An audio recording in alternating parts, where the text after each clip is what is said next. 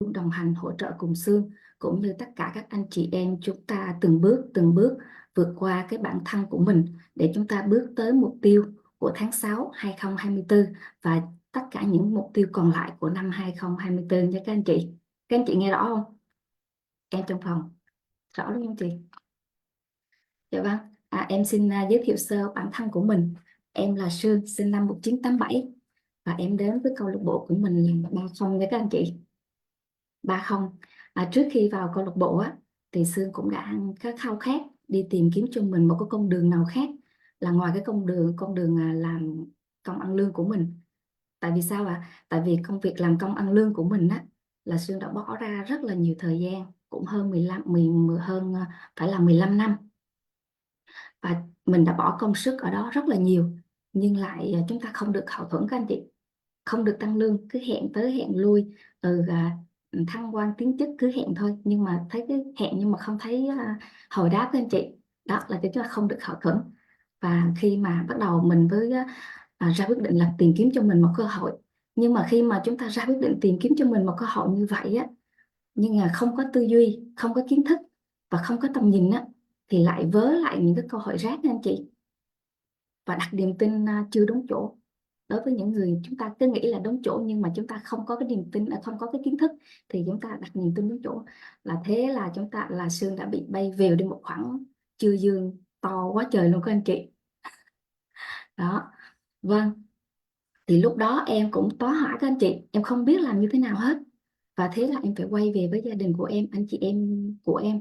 Thì lúc đó thì quay về báo thôi các anh chị, nhưng mà chưa biết lấy tiền ở đâu đắp vô nha các anh chị. Cũng chưa biết lấy tiền ở đâu đắp vô về cái khoản chưa dương đó. Và cũng có lúc lúc đó á, thì Sương em được Doanh Nhân Hằng giới thiệu về câu lạc bộ của mình. Thì lúc đó thì em đang đi tìm kiếm và em muốn có một cơ hội nào để lắp vô cái khoản đó luôn mà, nên là em đã ào vô em học luôn, và em không có suy nghĩ là ồ cái đó có nên hay không, em cứ vô lên, Doanh Nhân Hằng đưa đường lên là em vô học luôn. Và lúc đó thời điểm đó là em cũng may mắn là có doanh nhân Văn Thông cũng đã hỗ trợ. Là có một điều vô cùng kỳ diệu nha các anh chị, ngay tại cái thời điểm đó thì em đã lao vào học, em chép livestream, em đọc tuyên bố mỗi ngày luôn. Cái lúc đó cũng không hiểu chép livestream là gì nha các anh chị, phải đọc điện tới điện lui hủa chép livestream là cái gì. Nhưng mà lúc đó thì thấy khi trên Zalo, cái nhóm Zalo á, nó có các anh chị buổi chiều phải nộp cho nhóm trưởng là để coi có chép livestream hay không. Thì lúc đó em thấy là chép livestream là cứ chép từng câu từng chữ, từng câu từng chữ, và thế là em đã chép. Và em cái mỗi ngày nha, vào Zoom, chị ơi vào Zoom học, chị ơi chép livestream chụp chị em cái vở của chị xem. Thì một điều, cái sự hối thúc đó thì lúc nào thì em vẫn vô học Zoom, em chép và em đọc tuyên bố mỗi ngày.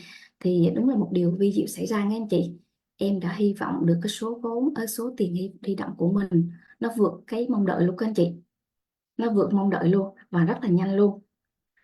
Mà các anh chị biết nha, cái lúc thời gian đó á, em ở trên công ty, em rảnh giờ nào là em chép livestream và em đọc tuyên bố cái 16, em sẽ in ra cái 16 17 tư duy triệu phú và cái tuyên bố về tiền á, em đọc ít nhất 6 lần một ngày. Tại cái giai đoạn đó em học á là em nhớ Thanh Tú có chia sẻ là ở bên Dubai á, các nước Hồi giáo á, thì nó sẽ có 6 khung giờ để cầu nguyện. Cho dù các anh chị có làm công việc nào đi chăng nữa, nhưng mà các anh chị nghe cái tiếng chuông giống như là tiếng chuông nhà thờ á các anh chị, là bỏ công việc qua một bên, cầu nguyện dành 5 tới 10 phút, dành thời gian 5 tới 10 phút để cầu nguyện, sau đó mới cầu nguyện xong mới quay ngược lại cái công việc của mỗi người. Đó. Thì lúc đó em đọc cái tuyên bố 6 lần một ngày. Khi mà em cài vô báo thức luôn, khi mà báo thức báo á, là bắt đầu em lấy cái tờ giấy nó ra, em ra cái cửa sổ của công ty á. Công ty có một cửa sổ, em ra em ráng em đó em đọc, em tuyên bố xong cái em vô. Đó, em rảnh lúc nào là em chép livestream nha, em rảnh lúc nào là chép livestream nha. Thì lúc đó thì em cũng đã ra quyết định cho mình á, em vào cái nhóm rèn luyện. Đó, thì khi em vào nhóm rèn luyện thì em mới biết được em mới nhìn thấy được cái con đường, cái tiềm năng của câu lạc bộ mình nha các chị. Thì lúc đó em cũng đã ra quyết định là đốt thuyền. Em ra quyết định đốt thuyền và em sẽ sắp xếp mọi thứ trên công ty, sau đó em nộp đơn xin nghỉ. 100%, để em tập trung 100% vào câu lạc bộ của mình. Và các chị cũng biết rồi đúng không, chúng ta muốn tự do tài chính thì điều đầu tiên chúng ta cần á, chúng ta làm trước á, là chúng ta phải tự do thời gian trước, đúng không ạ? Tại vì chúng ta có tự do thời gian á thì các anh chị mới làm những cái điều chúng ta muốn và những cái việc chúng ta cần làm. Có tự do thời gian rồi chúng ta mới từng bước có con đường chúng ta mới đi tới tự do tài chính được nha các anh chị. Đó, thì nhờ các câu lạc bộ mà chúng ta đã có thể giúp cho rất rất nhiều người các anh chị, để họ có cuộc sống này tốt hơn, giúp cho họ nhìn thoáng được cái cuộc sống, nhìn thoáng trong cái cuộc sống này, đúng không ạ? Và các anh chị thấy không, không có cái niềm vui nào bằng cái niềm vui mà cả ngày mình nhận được quá nhiều lời cảm ơn từ khắp các anh chị trong khắp cái miền tổ quốc. Các anh chị, mình có thể mình không biết mặt luôn, nhưng mà khi mà mình gieo duyên là người ta ứng dụng cái bộ công thức của mình, người ta quay qua người ta cảm ơn mình. Tuyệt vời lắm các anh chị. Đó. Các anh chị cũng đồng ý với em rằng ở ngoài kia mình làm việc thiện cũng dễ đúng không, mình tạo phước cũng dễ đúng không. Thực ra ở ngoài kia mình cần tiền nè, mình đi làm việc thiện nè, mình cần tiền và cũng rất là nhiều tiền nha. Các anh chị có thể tưởng tượng ví dụ như bão lụt tới thì mình cần rất là nhiều tiền mình mới đi từ thiện được, đúng không? Nhưng mà các anh chị thấy không, mình khi lúc đó mình chỉ cho con cá, cho họ con cá họ ăn thôi, đúng không? Khi họ ăn xong là thôi, chứ chúng ta không cho họ cái cần câu, đúng không ạ? Đó, và em cũng rất vui và em biết ơn thì em cũng đã giúp cho chị Hà vào nhóm rèn luyện. Thì em biết ơn chị Hà đã tin tưởng và đồng hành cùng em. Và hai chị em thì cả ngày cứ nhắn tin cho nhau: ui em ơi chị có thành công này, chị ơi em có thành công này, là hai chị em cứ học tập lẫn nhau. Và có những cái nào mà à, cần học hỏi hoặc là có những chia sẻ thì hai chị em suốt ngày cứ nhắn tin cho nhau. Các anh chị, em rất là biết ơn chị Hà. Rồi, nói chung là em cũng có rất nhiều thành công với anh chị, nhưng mà em sẽ kể thành công gần đây nhất thôi nha, tại vì thời gian có hạn. Đó, và em đã ứng dụng cái bộ công thức nguồn lực của mình cho chồng của em. Có nghĩa là em quyết định ra tiềm thức của em đó là đúng ngày 1/7 2024 này thì chồng em sẽ nhận cái quyết định trưởng phòng marketing và có mức lương 30 triệu. Mà hay lắm các anh chị, thật vi diệu lắm. Em chỉ mới viết cái lòng biết ơn này cuối tháng 5 và qua đầu tháng 6 nhưng mà cách đây một tuần là chồng em đã nhắn cho em, đó là: em ơi, anh vừa được tuyển thêm một lính nữa, là tổng anh có 6 người lính, và bây giờ sếp giao cho anh là hoàn toàn quản lý, và có nghĩa rút anh lên phía trên là chỉ là điều hành. Đó là có nghĩa là các anh chị thấy tiềm thức là hưởng ứng được hơn 60% rồi. Bây giờ là ngày 21 đúng không, mà em ra quyết định là 1/7, mà cũng là đang tiến triển tới là nhận chức vụ trưởng phòng các anh chị. Rất là hay các anh chị, em vui lắm. Và em cũng đã dùng cái bộ công thức sức khỏe của câu lạc bộ của mình để giúp cho chồng của em về hỗ trợ về huyết áp. Và em giúp là chồng em mê sản phẩm luôn nha anh chị. Huyết áp của chồng em là hơn 3 năm nay là cao ổn định nha, cao ổn định, có nghĩa là từ 160 trở lên, 160 trở lên. Đó, nhưng mà bây giờ đã hạ xuống từ từ rồi các anh chị, mê luôn. Ban đầu em bắt uống là không vui đó các anh chị, uống mà cái miệng cái lầm bầm là cái kiểu là không vui đâu. Nhưng mà có một ngày em quên hẳn đi, em lo Zoom và em khi xong Zoom thì mình lo viết lòng biết ơn đúng không, em vô tình em quên không pha, thì vô muốn gõ cửa: Ô, anh chuẩn bị đi làm này, có pha gì uống thì pha cho anh đi anh uống. Trời ơi nghe vui lắm các anh chị, là từ một người là không tiếp nhận đúng không, nhưng mà em đã viết lòng biết ơn và anh ấy uống đã có kết quả. Đó nên là anh ấy lại vui lắm, nghe như vậy rồi thích lắm cả nhà. Và hôm nay là nói chung em đã cho, và nhờ cái bộ công thức của mình, sức khỏe của mình, là em đã áp dụng cho con gái của em này, mẹ chồng của em và mẹ ruột của em. Đó, cả nhà ai cũng thích hết chị. Đó, và ngay cả chính bản thân của em cũng vậy. Em đẹp lên anh chị, tại vừa rồi nè, cách đây mấy ngày em về quê, em về giỗ ba. Đó, thì về nhà ai cũng khen: ô sao con đi dáng đẹp thế. Ôi nghe thích lắm các anh chị. Đó, à, có một cái gần đây nhất này các anh chị, em đã sử dụng tiềm thức của mình, đó là sử dụng tiềm thức của mình đi tìm ví cho chồng của em. Chỉ mất 15 phút thôi nha anh chị, 15 phút thôi mà tiềm thức đã tìm ra được ví của chồng em, trong khi đó chồng em 3 ngày tìm không ra. Thì sáng đó anh mới nói là: em tìm ví giúp anh, chứ 3 ngày rồi anh tìm chưa ra. thì em mới đi một vòng, thì em lúc đó thì em đang à, có giặt một rổ đồ, thì em có thể em lên em mở thử có hay không, tại vì chồng em cái tính cũng đang quên đó. Em không thấy thì em bước ra quyết định là tiền Thức ơi, tiền ví giùm cho chị. Và em cũng lúc đó em nhớ được cái bài học của Thanh Tú á, là chia sẻ về cái ví của công minh về bị ướt mà vứt á, các anh chị nhớ không? Thì lúc đó em ngay lập tức em ra cái quyết định liền, tiền Thức ơi, tiền ví cho chị. Cái ví đó màu đen nó nhỏ, chị cũng đang tìm ra, nhưng em quyết định là cái ví đó nó nằm ở trong khuôn khổ của nhà thôi, chứ nó không có đi đâu hết, tại vì em chỉ sợ chồng em để trên công ty hoặc là đi đâu để quên đó. Nhưng mà vi diệu lắm chị, chỉ 15 phút thôi em từ lầu 3 bắt em đi xuống lầu 1. Thì cái chỗ em dưới lầu 1 á, em có một cái khoảng không gian rất là rộng luôn, em để hàng của em ở đó, nhưng tự dưng bắt em đi dời hàng chỗ khác. Thì vô hình chung khi em dời á, thì em thấy cái ví nằm lọt ở trong cái khe bàn ở ở ở dưới chỗ bàn ăn đó chị. Ôi trời, thì khi đó em thấy mà cái ví nhỏ nha, ví nhỏ lắm. Em lúc đó em thấy trời ơi, biết ơn tiềm thức của chị vi diệu quá, đúng 15 phút mà các anh chị, hay cực. Đó, các anh chị cứ sử dụng tiềm thức của mình đi nha. Đó, thành công của em nhiều lắm, nhưng mà em chia sẻ một vài cái gần đây nhất ha, để các anh chị để các anh chị chúng ta lấy cái niềm tin ha. Và giờ qua đây á, em cũng muốn nhắn nhủ tới các anh chị đang ngồi Zoom sáng nay của chúng ta nè. Nếu các anh chị nào á chưa vào nhóm rèn luyện á, thì hãy cho phép bản thân mình vào học tập và rèn luyện đi ạ. Tại vì sao ạ? Tại vì các anh chị cũng biết được rằng á, câu lạc bộ chúng ta á, không phải là lý thuyết suông, mà đây chính là kiến thức thực, tư duy thực, ứng dụng tạo ra kết quả thực trên chính cơ thể của chúng ta. Nên chúng ta hãy cho phép chúng ta vào học tập và rèn luyện đi ạ. Và có một điều rất là quan trọng á, là ngay bây giờ ngay lúc này nè, chúng ta không không chỉ học cho chúng ta, riêng cho chúng ta nha, mà chúng ta đang học cho con cháu của chúng ta nha các anh chị. Bởi vì sao ạ? Bởi vì ở đây nè, chúng ta đã có mấy chục liên minh gia tộc cơ mà, chứ không phải một đâu các anh chị.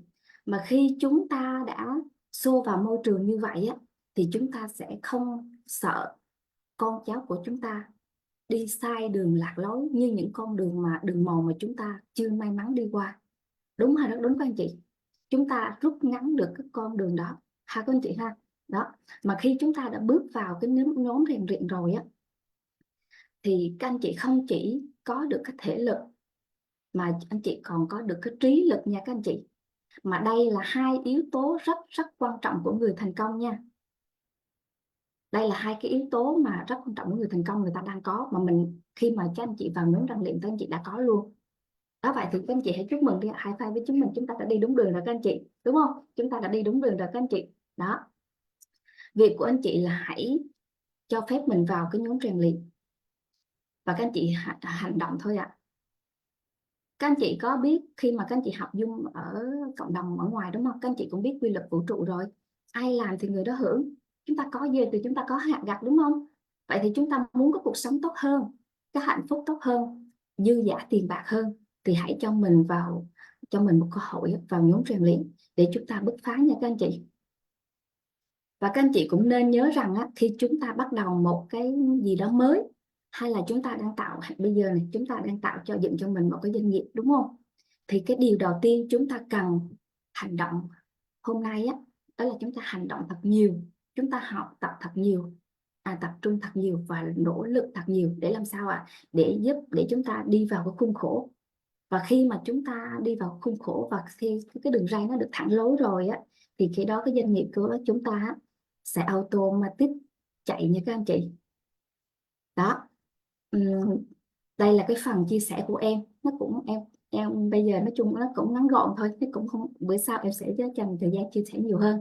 Và em xin chúc cho các anh chị của chúng ta, đội nhóm V của chúng ta bùng nổ trong cái tháng 6 này, và cũng như các mục tiêu trong 2024 này ha. Bây giờ em xin nhường chương trình lại cho chương trình đọc sách của chúng ta nha. Em xin cảm ơn ạ. Rồi, vô cùng tuyệt vời. Cả phòng Zoom của chúng ta hãy hưởng cái trường năng lượng thành công của chị Mai Sương và chúc cho chị Mai Sương ngày càng thành công hơn nữa không ạ? Chúc mừng chị. Vô cùng tuyệt vời. Thì khi mà mình nghe câu chuyện của chị Mai Sương ấy, giọng rất là ngọt ngào đúng không ạ? Các anh chị em là chúng ta thấy thế không ạ? rất là ngọt ngào, rất là truyền cảm, nhẹ nhàng. Mình cũng rất rất rất rất là thích cái điều đó, mình đang có cái điều đó. Nghe làm sao thấm từng câu từng chữ. Và qua câu chuyện của chị Mai Sương thì thấy làm sao chị rất là yêu gia đình chị, rất là yêu chồng, đúng không ạ? Những cái thành công gắn liền với chồng rất là nhiều đó, thăng chức này, rồi là gì ạ, tìm ví đó, những cái câu chuyện mà làm sao chị ứng dụng không chỉ cho bản thân của chị mà làm sao cho gia đình, cho con cái nữa, có tuyệt vời không ạ? Bao nhiêu trong số anh chị em của chúng ta thích và mong muốn được có cái sự thành công như chị Mai Sương ạ, thì chúng ta hãy ra quyết định ạ.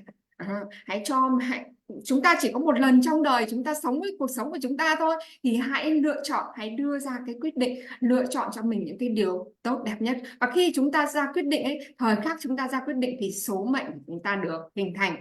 Và chị Mai Sương đã cho chúng ta một cái bí kíp, đó là gì? Hãy ứng dụng tiềm thức đi. Trong tất cả anh chị em của chúng ta, ai cũng có con người phi thường mà, thì sao ạ? Hãy đồng hành cùng với bạn đấy, hãy nói với bạn, nói chuyện với bạn đấy mỗi ngày. Chúng ta ra quyết định, chúng ta hãy tập trung vào cái mục tiêu của chúng ta, thì tiềm thức sẽ bẻ cong tất cả để hưởng ứng cho chúng ta. Vô cùng tuyệt vời. Thì anh chị em của chúng ta đã sẵn sàng vào cái buổi Zoom trao giá trị buổi sáng ngày hôm nay chưa ạ? Thì trước khi vào cái buổi Zoom trao giá trị đến với một anh nhóm trưởng vô cùng đẹp trai, thì chúng ta hãy đi đến cái phần đó là gì ạ? Nắm được cái nội quy của phòng Zoom. Thì nhờ ban tổ chức hãy trình chiếu cái phần mà nội dung cho mình được không ạ, để mình phổ biến nội quy cho mọi người. Thì chúng ta, trước khi mà chúng ta nhận những cái giá trị thì chúng ta hãy có cho mình những cái quy tắc để chúng ta có thể lĩnh hội được tất cả những cái giá trị, những cái kiến thức, chúng ta đạt được cái kết quả lớn nhất. Thì mình chia sẻ một chút, đó là câu lạc bộ thì không thuộc những cái cơ quan tổ chức nào cả, mà đây là một cái môi trường để cho chúng ta, đúng không, thu hút những cái người khát khao nhất, những người kỷ luật nhất, những cái người nghiêm túc nhất với cuộc đời của mình, tập trung vào cái mục tiêu đó là gia tăng cái trí tuệ của chúng ta. Khi mà cái trí tuệ của chúng ta được gia tăng ấy, thì làm sao cái hành động của chúng ta sẽ thông minh hơn. Đó, cái con đường của chúng ta đã sẽ được rút ngắn hơn, và cái kết quả chúng ta sẽ nhanh chóng được thay đổi, đúng không ạ? Thì trong khi mà tham gia buổi Zoom thì chúng ta hãy dành cái sự tập trung cao nhất, 100%, kỷ luật với những cái kiến thức, đó là những cái bài tập trong những cái buổi Zoom này, chúng ta ứng dụng mỗi ngày, chúng ta đồng hành với những cái người bạn của chúng ta đó. Chị làm cái tư duy này, chị ứng dụng cái tư duy này, chị ứng dụng cái thói quen này, đã được chưa, đã đúng chưa, để làm gì ạ? Để chúng ta có được cái sự theo sát đó. Thì khi mà chúng ta có cái sự theo sát của những cái người đã ứng dụng thành công rồi, thì làm sao cái con đường thành công của chúng ta nó sẽ ngắn hơn. Và cái thứ hai, để chúng ta có được cái sự đồng hành đó, thì chúng ta hãy đổi tên theo nhóm học tập. Đó, thì trước khi mà vào Zoom thì anh chị em của chúng ta đều thông qua một cái nhóm, thì chúng ta cũng nắm được cái cấu trúc để chúng ta đổi tên, đó là gì ạ? Nhóm của chúng ta đó là nhóm V. Thì cái chữ cái đầu tiên đó là gì ạ? Chúng ta để chữ V này, chấm và tên của chúng ta. Đó là những anh chị em nào chúng ta chưa có mã số vào nhóm rèn luyện, đúng không ạ? Tên chúng ta và tên người bạn ở sau, đúng không ạ? Và chúng ta hãy bật cam 100% để làm gì ạ? Để nói cho tiềm thức của chúng ta biết này, là cái giờ phút này, cái giờ này là để chúng ta tập trung vào cái học tập. Đó, chúng ta không bị phân tán những cái điều gì xung quanh cả. Ok không ạ? Còn khi mà chúng ta tắt cam á, thì chúng ta sẽ có những cái thói quen cũ để chúng ta di chuyển chỗ này, di chuyển chỗ kia, chúng ta làm những cái việc khác, những cái việc cá nhân của chúng ta, đúng không ạ? Và để mà chúng ta có được cái kết quả tốt nhất thì chúng ta hãy ghi chép cẩn thận ạ. Ghi chép cẩn thận, bởi vì một mẩu bút chì cùn còn hơn một trí nhớ siêu thiên tài đó. Thì chúng ta, khi mà chúng ta ghi chép ấy, thì không chỉ là cái não bộ chúng ta liên tục được nạp những cái thức ăn dinh dưỡng cho não bộ không ạ, phát triển mỗi ngày, mà nó còn rèn cho chúng ta được cái sự tập trung vào cái mục tiêu của chúng ta. Ok không ạ? Và chúng ta cũng không lên quay phim, ghi âm, chụp ảnh cả. Bởi vì làm sao? Bởi vì buổi Zoom thì đều có cái sự hỗ trợ của ban tổ chức sẽ quay lại, ghi âm lại cho chúng ta. Và những anh chị em nào nếu mà chúng ta thấy cái buổi Zoom giá trị thì chúng ta có thể liên hệ với những người bạn của chúng ta để gì ạ? để nhận lại cái đường link mà chúng ta ghi chép. Và cuối cùng đó là gì ạ? Khi mà chúng ta có kiến thức rồi, chúng ta có tư duy rồi, thì để mà ra kết quả chúng ta hãy ứng dụng ngay lập tức, ứng dụng ngay trước. Thì khi của mình đó là nếu mà mình không ứng dụng được trong cái việc này thì mình sẽ ứng dụng việc khác để mình triệt để những cái kiến thức đó, thì cái sự gia tăng về tài sản cũng như là tiền bạc của chúng ta nó sẽ làm sao rất là dồi dào. Ok không ạ? Rồi thì chúc tất cả anh chị em phòng Zoom của chúng ta sẽ gặt hái được thật là nhiều giá trị trong buổi Zoom ngày hôm nay. Rồi, cảm ơn ban tổ chức rất là nhiều. Và mình sẽ mời lên đây vị thuyền trưởng nhóm V của chúng ta lên giao lưu, trao cho chúng ta những cái kiến thức, những cái kinh nghiệm để chúng ta có những cái thành công nối tiếp thành công, đúng không ạ? Rồi, mình xin chào đón lên đây anh Mr. Khắc Hồng.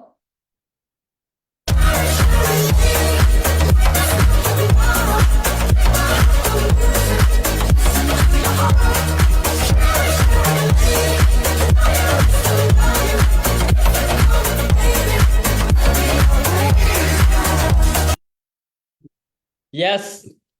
Rồi, lời đầu tiên là Hùng xin gửi lời chào đến tất cả các anh chị em, cô chú trong buổi Zoom siêu tuyệt vời sáng ngày hôm nay. Chúc cả nhà chúng ta một ngày mới, một buổi sáng tràn đầy năng lượng, thành công, giàu có, hạnh phúc, trọn vẹn suốt cả cuộc đời. Bao nhiêu anh chị em nào hôm nay chúng ta thấy là mình tràn đầy năng lượng ạ. Và hôm nay là Hùng cũng đồng hành và chia sẻ với tất cả các anh chị em, cô chú chúng ta buổi Zoom sáng ngày hôm nay, đó chính là làm sao mà để chúng ta có được một cái năng lượng đỉnh cao nhất là các anh chị.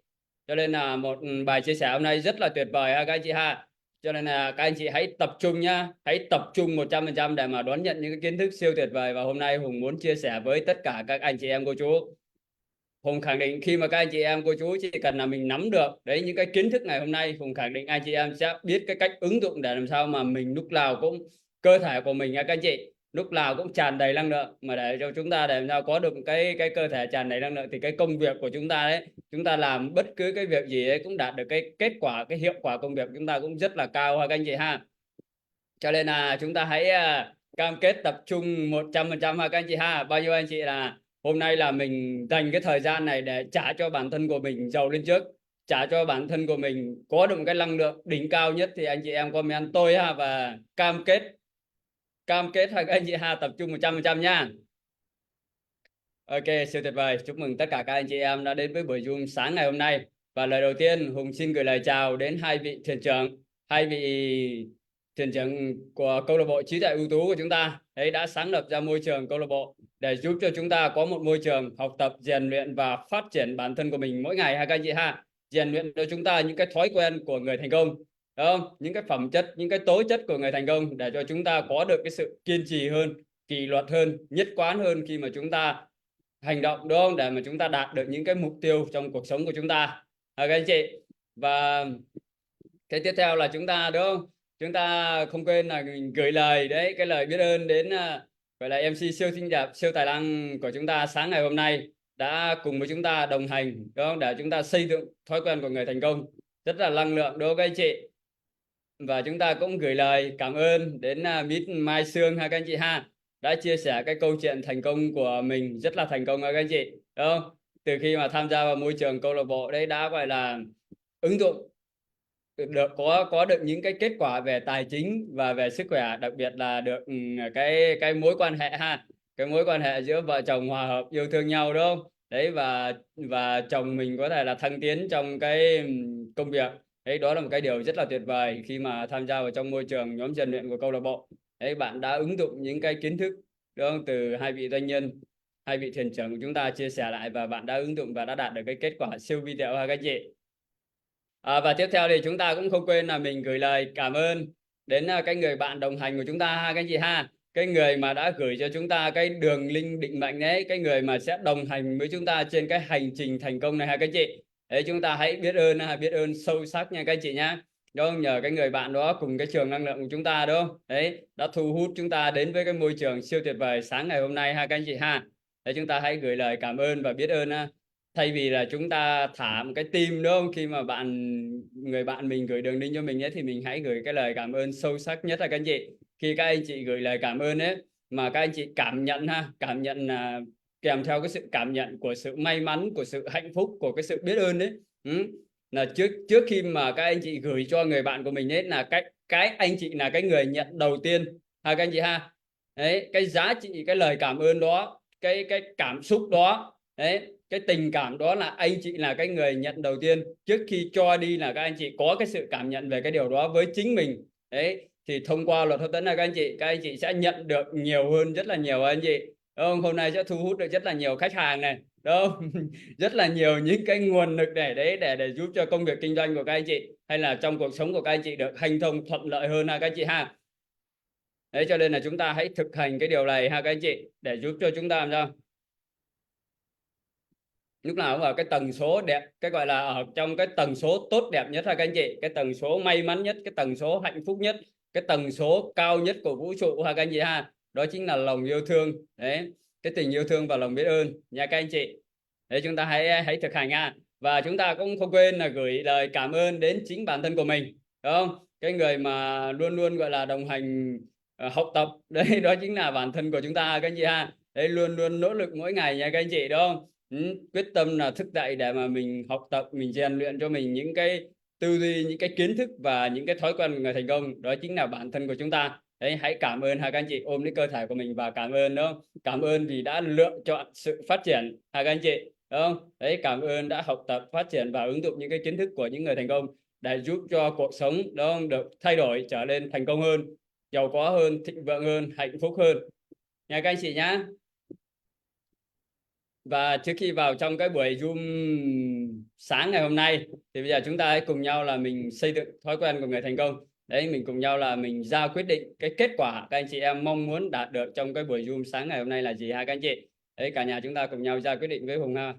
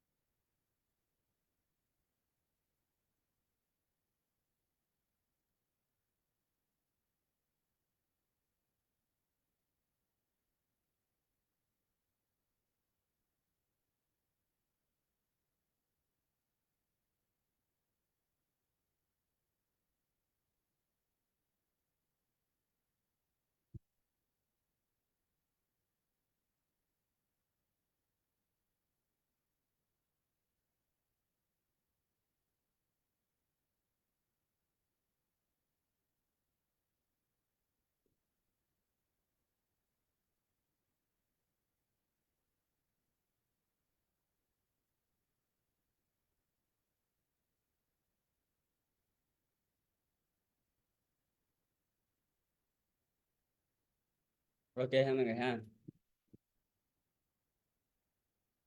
Ok, và bây giờ chúng ta sẽ vào trong cái buổi chia sẻ sáng ngày hôm nay ha. Anh chị em nào mà chúng ta chưa vào vị trí thì chúng ta vào vị trí để chúng ta tập trung, chúng ta đón nhận những cái kiến thức siêu tuyệt vời ngay gọi là cái phần đầu tiên luôn ha các anh chị ha.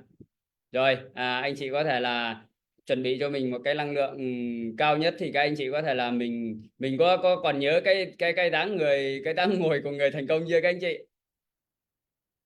Ấy đúng không, bắt đầu là lưng là đang ngơ ấy, tự nhiên bây giờ là thẳng hết lên rồi, đúng không các anh chị? Đấy, đấy cũng là cái cách mà để chúng ta đón chào năng lượng ha các anh chị. Các anh chị hãy nở một nụ cười thật tươi đấy, và mình ngồi thẳng lưng lên ha, đúng dáng người của người thành công, và chúng ta tập trung, chúng ta học tập nha các anh chị. Đấy, để mà chúng ta đón nhận được cái năng lượng tích cực nhất.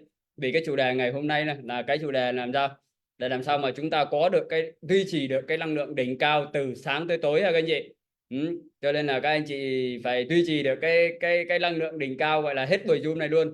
Bao nhiêu anh chị đồng ý với Hùng ạ? Anh chị comment tôi cam kết nhá, cam kết dáng ngồi của người thành công và học tập trung nhất là hết buổi Zoom này. Bao nhiêu anh chị em có cam kết, anh chị em comment tôi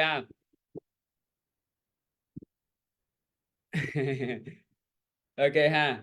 Đấy, thấy mấy anh chị cũng comment tôi mà thấy ngồi cũng chưa được thẳng này. Ok. Đấy là mình luyện tập nha các anh chị, mình luyện tập cho chính bản thân của mình ha. Rồi các anh chị ghi vào cái cách hôm nay, cái chủ đề là cách để làm sao mà chúng ta có được cái năng lượng đỉnh cao đấy từ sáng tới tối các anh chị. Rồi bây giờ chúng ta cùng nhau đi vào cái nội dung này nha các anh chị nhá. Như các anh chị để ý đấy, đúng không? các anh chị quan sát là thấy là tất cả những anh chị em nhóm trưởng, đúng không? Những anh chị em mà lên chia sẻ đây các hot Zoom mà các anh chị của chúng ta đấy, thì các anh chị quan sát có phải là ai chúng ta thấy ai cũng lúc nào cũng rất là năng lượng, đúng không anh chị? Đấy, và khi các anh chị mà mình tham gia vào trong môi trường câu lạc bộ đấy các anh chị, đúng không? Thì các anh chị thấy mình cũng rất là mong muốn làm sao để mà mình có thể mà mình có được cái sức khỏe, cũng như là mình có được một cái cơ thể, đúng không? Lúc nào cũng tràn đầy năng lượng từ sáng cho đến tối ấy, đúng không? Để làm sao để giúp cho chúng ta có thể học tập này, đấy, chúng ta làm việc nó hiệu quả hơn, các anh chị ha. Rồi trước khi mà mình vào cái chương trình đấy, thì anh chị em ha, chúng ta hãy trả lời đấy cái câu hỏi này giúp Hùng ha các anh chị, đúng không? Chúng ta hãy trả lời giúp Hùng đấy, anh chị hãy trả lời cái câu hỏi đầu tiên đấy, của Hùng, đó là tại sao các anh chị lại ra cái quyết định để mà mình thức dậy từ buổi sáng này, đúng không? Mình tham gia cái buổi Zoom sáng này của câu lạc bộ ạ. Các anh chị, các anh chị trả lời nhé, các anh chị ghi xuống nhé. Đấy, các anh chị ha, tại sao các anh chị lại quyết định, đúng không? Đấy, mình thức dậy sớm để mà mình học tập, mình tham gia các buổi Zoom sáng của câu lạc bộ ạ.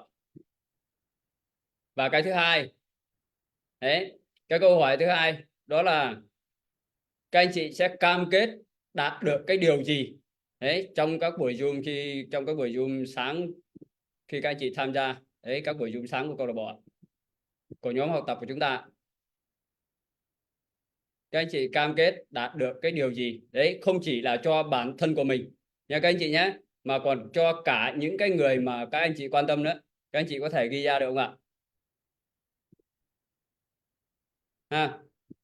Các anh chị ghi ra cái quyết định, tại sao các anh chị lại quyết định tham gia đấy các buổi Zoom sáng của câu lạc bộ đấy, và cái anh chị cam kết đạt được cái sự thành công gì, cái kết quả gì đấy, và không những cho bản thân của mình đấy, và cho những cái người mà mình thân yêu nhất ha các anh chị ha, đúng không? Đấy, cam kết cái điều gì nha các anh chị, không phải cho bản thân của mình đấy, và còn cho gia đình của mình và những cái người thân yêu mình ha các anh chị. Rồi cả nhà có thể là trả lời hai cái câu hỏi ha, hai câu hỏi giúp Hùng ha. Các anh chị hãy viết vào cái quyển sổ của mình nhé. Các anh chị viết vào quyển sổ của mình đi các anh chị, được không? Các anh chị tập trung nha.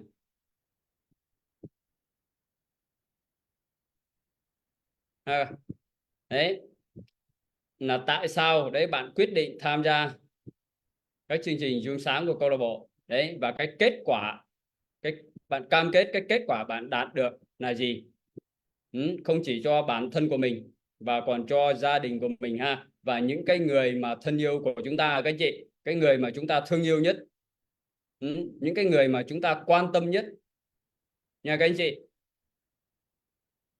Các anh chị có thể là mình viết vào cái quyển sổ của mình ha, cái kết quả các anh chị mong muốn đạt được đấy, rồi mình hãy viết vào cái quyển sổ của mình đi các anh chị, tại sao các anh chị lại có mặt ở đây ạ? Các anh chị viết nha, viết làm sao mà nó thật là cảm xúc vào ha,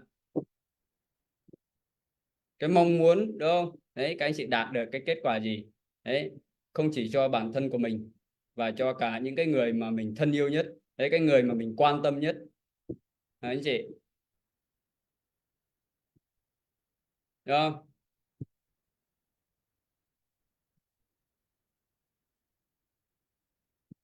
Các anh chị ghi xong chưa? Tại vì đấy, những cái gì mà các anh chị ghi xuống nhá, đấy các anh chị nhớ nhá, những cái gì các anh chị ghi xuống đó đấy là những cái mà các anh chị sẽ đạt được đó các anh chị.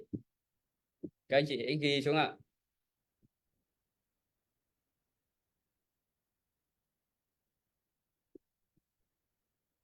Anh chị ghi xong chưa? Anh chị em nào ghi xong rồi comment tôi giúp Hùng ha.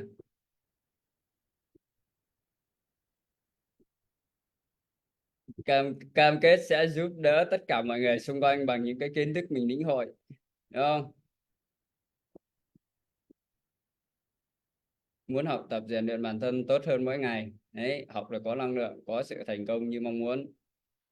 Tuyệt vời ha, các chị ghi xuống và ghi xuống quyển sổ của mình nha các chị nha.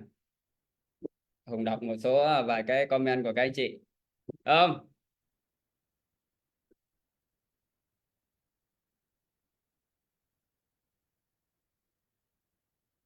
Đấy, các anh chị nên nhớ nhá, tại vì những cái gì mà các anh chị ghi xuống đấy, đó mình ghi xuống đó là những cái mà các anh chị sẽ nhận được.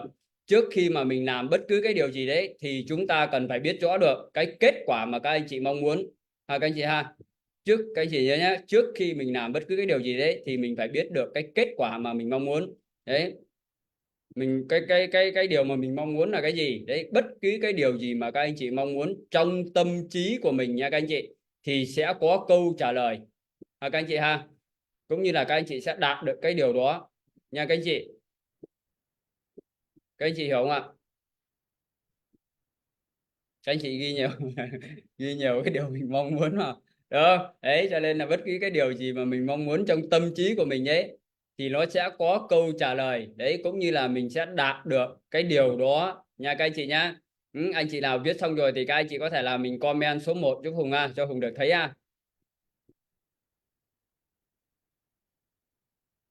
Cảm ơn cả nhà mình đã tương tác nha. Anh chị viết xong hết chưa? Bây giờ viết cái điều mình muốn đó, mà mình những cái gì mình viết được là nó sẽ có, mà tại sao mình không viết đó? Đó đấy, ok các anh chị ha. Cảm ơn tất cả các anh chị đã tương tác cùng Hùng.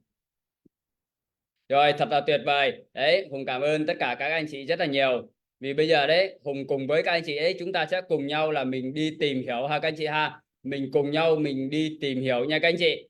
Cái điều gì nó ngăn cản chúng ta tiến lên phía trước các anh chị?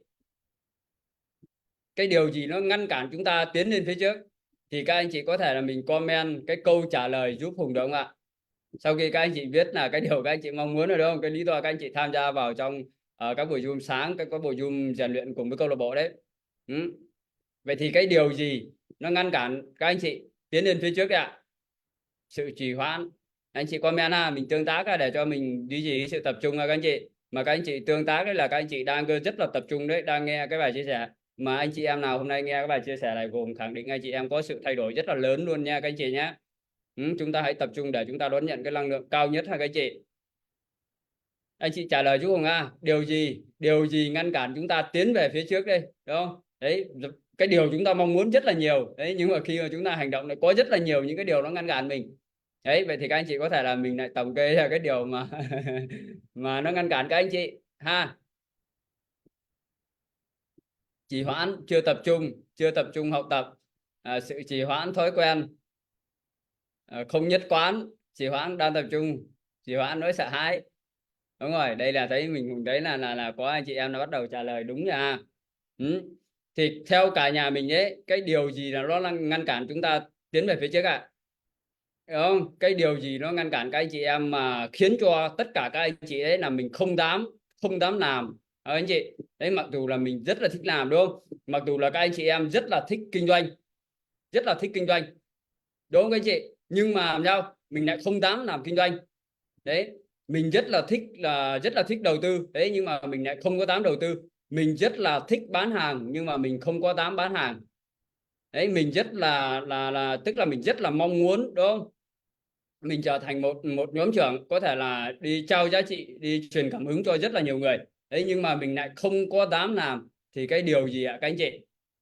Cái điều gì nó khiến cho các anh chị không dám hành động ạ? Nỗi sợ hãi, đúng không anh chị?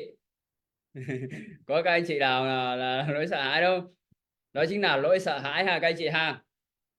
Nỗi sợ hãi đấy, nỗi sợ hãi nó làm cho chúng ta không dám tiến về phía trước, đúng không ạ? Đúng không các anh chị? Mà nỗi sợ hãi đấy thì là chúng ta có rất là nhiều đấy, chẳng hạn như là một số các anh chị, đúng không? Chúng ta có những cái nỗi sợ hãi, ví dụ như là mình sợ hãi bị từ chối này đấy, rồi một số anh chị này bị sợ hãi là sợ bị thất bại này đấy, rồi cái nỗi sợ hãi làm sao đấy, là cái nỗi sợ thành công, được không các anh chị? Hay là cái nỗi sợ không thành công này đấy. Và cũng có nhiều anh chị này sợ thành công đấy, ví dụ như làm sao mà mình có thể là mình chịu được ha các anh chị, tức là làm sao mình có thể là mình chịu được cái áp lực đấy, và mình tiếp tục mình vươn lên cái tầm cao anh chị tức là làm sao mình có thể là mình chịu được cái áp lực đấy để mà chúng ta có thể tiến lên một cái tầm cao mới, đúng không ạ? Vì mỗi khi mà chúng ta tiến lên cái tầm cao kiểu gì nó cũng gặp những cái thách thức và những cái áp lực ha các anh chị ha. Cho nên là một số anh chị là sợ mình, ví dụ như là mình sợ cái kiểu là như là mình không được yêu thương này, đấy, rồi mình sợ, đúng không, mình sợ rằng là mình sẽ làm một cái điều gì đó đấy mà người khác không có yêu thương mình. Đấy, khi mà không, tức là mình sợ đấy, khi mình làm điều đó thì người khác sẽ nghĩ mình là mình không có đủ tốt, đấy, rồi mình không có đủ xuất sắc, đấy, thì người khác sẽ không có quan tâm, rồi người khác không có yêu thương mình. Đấy, có một số cái lỗi sợ đấy là mình sợ làm sao, sợ là cô đơn, đó đấy, hay là sợ những cái điều mà mình chưa có biết nha các anh chị. Đấy, mình sợ những cái điều mình chưa có biết, và chính những cái lỗi sợ đó nha các anh chị, nó ngăn cản mình đấy, và nó làm cho mình là không có dám tiến về phía trước các anh chị hiểu không ạ? Chính những cái lỗi sợ đó nó ngăn cản mình, và nó làm cho mình ấy, nó khiến cho mình là không dám tiến về phía trước. Và hồi xưa đấy, khi mà Hùng có một cái, tức là có một cái cuộc sống đấy là mình đang đi làm thuê các anh chị, đấy là mình chưa có cái cuộc sống là thành công và giàu có, đấy, mình lúc đó là mình còn đi làm thuê, đấy, thì mình cũng có rất là nhiều những cái lỗi sợ các anh chị. Khi mà mình làm một cái gì đó đấy, mình cũng sợ. Cái này Hùng kể anh chị em rất là nhiều, đúng không, làm cái gì mình cũng sợ hết. Nhưng mà thay vì đấy, đúng không, là chúng ta để cho những cái lỗi sợ đó các anh chị, những cái lỗi sợ đó là nó kéo chân của mình lại, đấy, thì đối với những cái người thành công và giàu có các anh chị, đối với những cái người thành công và giàu có đấy, thì họ có những cái lỗi sợ, họ cũng có những cái lỗi sợ nha, chứ họ không phải là họ không có các anh chị, đúng không, nhưng mà họ biết cái cách, gọi là họ khiêu vũ với lỗi sợ các anh chị. Đấy, họ biết cái cách để mà họ tận dụng cái lỗi sợ đó để giúp cho họ đạt được những cái điều mà họ mong muốn trong cuộc sống. Tức là giữa cái người giàu đấy với cái người thành công, nó khác. Cái người chưa thành công là họ biết tận dụng lỗi sợ các anh chị, cái lỗi sợ đó để giúp cho họ đạt được những cái mục tiêu trong cuộc sống. Còn người chưa giàu thì để cái lỗi sợ hãi đấy ngăn cản cái hành trình thành công của mình các anh chị. Các anh chị hãy ghi giúp Hùng hãy ghi xuống giùm Hùng cái câu này các anh chị. Tức là bí quyết đấy, đây là bí quyết đấy mà giúp cho tất cả các anh chị gọi là xóa bỏ đi cái lỗi sợ các anh chị. Tại vì ấy, khi mà chúng ta phát triển lên các anh chị, khi mà chúng ta phát triển lên đấy, nó đồng nghĩa với cái sự thay đổi nha các anh chị. Khi mà chúng ta phát triển lên đấy thì nó đồng nghĩa với cái sự thay đổi. Thì chúng ta sẽ bắt đầu chúng ta làm những cái điều mà chúng ta chưa biết. Vì khi mà chúng ta phát triển mà chúng ta thay đổi mà, thì chúng ta bắt đầu là chúng ta làm cái điều mà chúng ta chưa biết. Và khi mà chúng ta làm những cái điều mà chúng ta chưa biết đấy, thì nỗi sợ bắt đầu xuất hiện. Các anh chị hiểu không ạ? Khi mà chúng ta làm những cái điều mới mẻ đấy, những cái điều mà chúng ta chưa biết, chưa từng làm đấy, thì cái nỗi sợ bên trong chúng ta bắt đầu xuất hiện là các anh chị. Đấy. Nên nếu mà mình nói đó, mình nói là mình sẽ xóa bỏ hết những cái nỗi sợ trong cái cuộc đời này của mình ấy, đấy, thì đó là cái chuyện không thể ha các anh chị cái chuyện không thể. Cho nên là cái bí quyết ở đây đấy là mình học cái cách để mà mình tận dụng cái nỗi sợ nha các anh chị nhá. Thay vì mình để chính cái nỗi sợ đó đấy nó lợi, tức là mình để chính cái nỗi sợ đó đấy nó lợi dụng bạn, thì mình cần phải học cái cách để mà mình tận dụng cái nỗi sợ đấy để giúp cho các anh chị thành công ha các anh chị ha.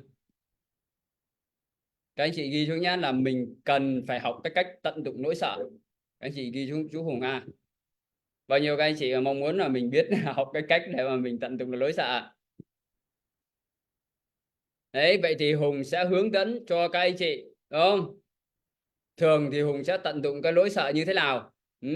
Hùng cũng có nhiều những cái nỗi sợ nha các anh chị nha, rất là nhiều luôn các anh chị. Đấy, có đôi khi là mình đặt ra đấy những cái mục tiêu trong cuộc sống của mình ấy, đúng không? Nhưng mà mình sợ rằng đấy mình sẽ không có làm được các anh chị. Mình sợ mình không có làm được. Mình sợ cái điều này đấy là mình không có biết. Mình sợ cái điều kia đấy là mình chưa có biết. Cái điều này mình không có giỏi này. Đấy, rồi cái điều này là mình chưa có đủ năng lực này, chưa có đủ kiến thức, chưa có đủ tư duy này, chưa có đủ tốt này. Và khi mà các anh chị mình đã học về sức mạnh tiềm thức và luật hấp dẫn ha các anh chị ha, thì đầu tiên đấy là các anh chị phải biết rằng là tại sao đấy chúng ta sợ. Cái việc đầu tiên là chúng ta cần phải biết đấy là tại sao là chúng ta sợ.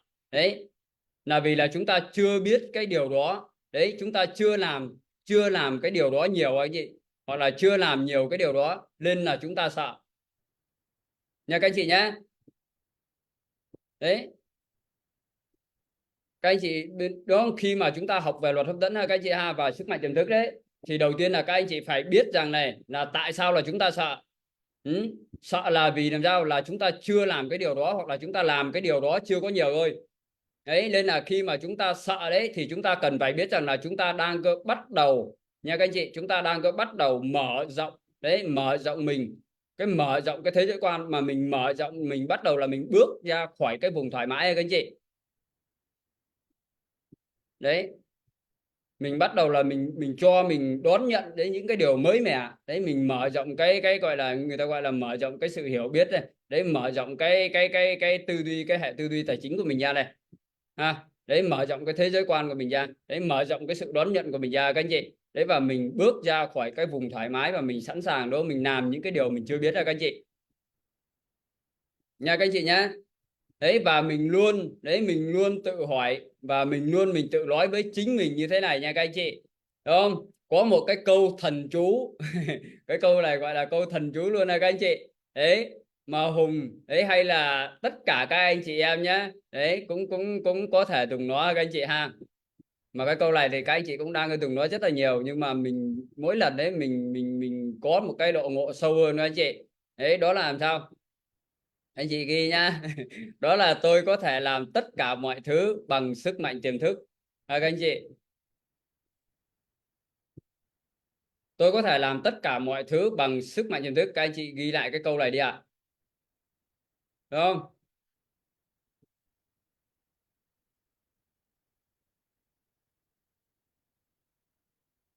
Đấy, và trong các buổi zoom nhóm rèn luyện đấy, thì các anh chị, khi mà các anh chị được làm những cái quy trình các anh chị, khi mà được làm các quy trình đấy các anh chị, đấy, thì các anh chị có thể là các anh chị sẽ hiểu được nó, những cái câu này nó sâu hơn ha các anh chị ha. Đấy, anh chị sẽ hiểu được là tại sao mình lại làm được tất cả mọi việc bằng sức mạnh tiềm thức. Đúng không? Đấy, cho nên là bây giờ các anh chị cứ ghi lại cái câu này đi, các anh chị cứ ghi lại cái câu này. Đấy, khi nào mà các anh chị, những anh chị em nào trong nhóm rèn luyện đấy, đúng không?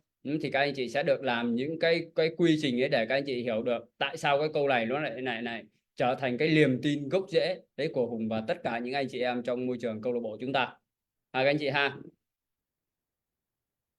Đúng không?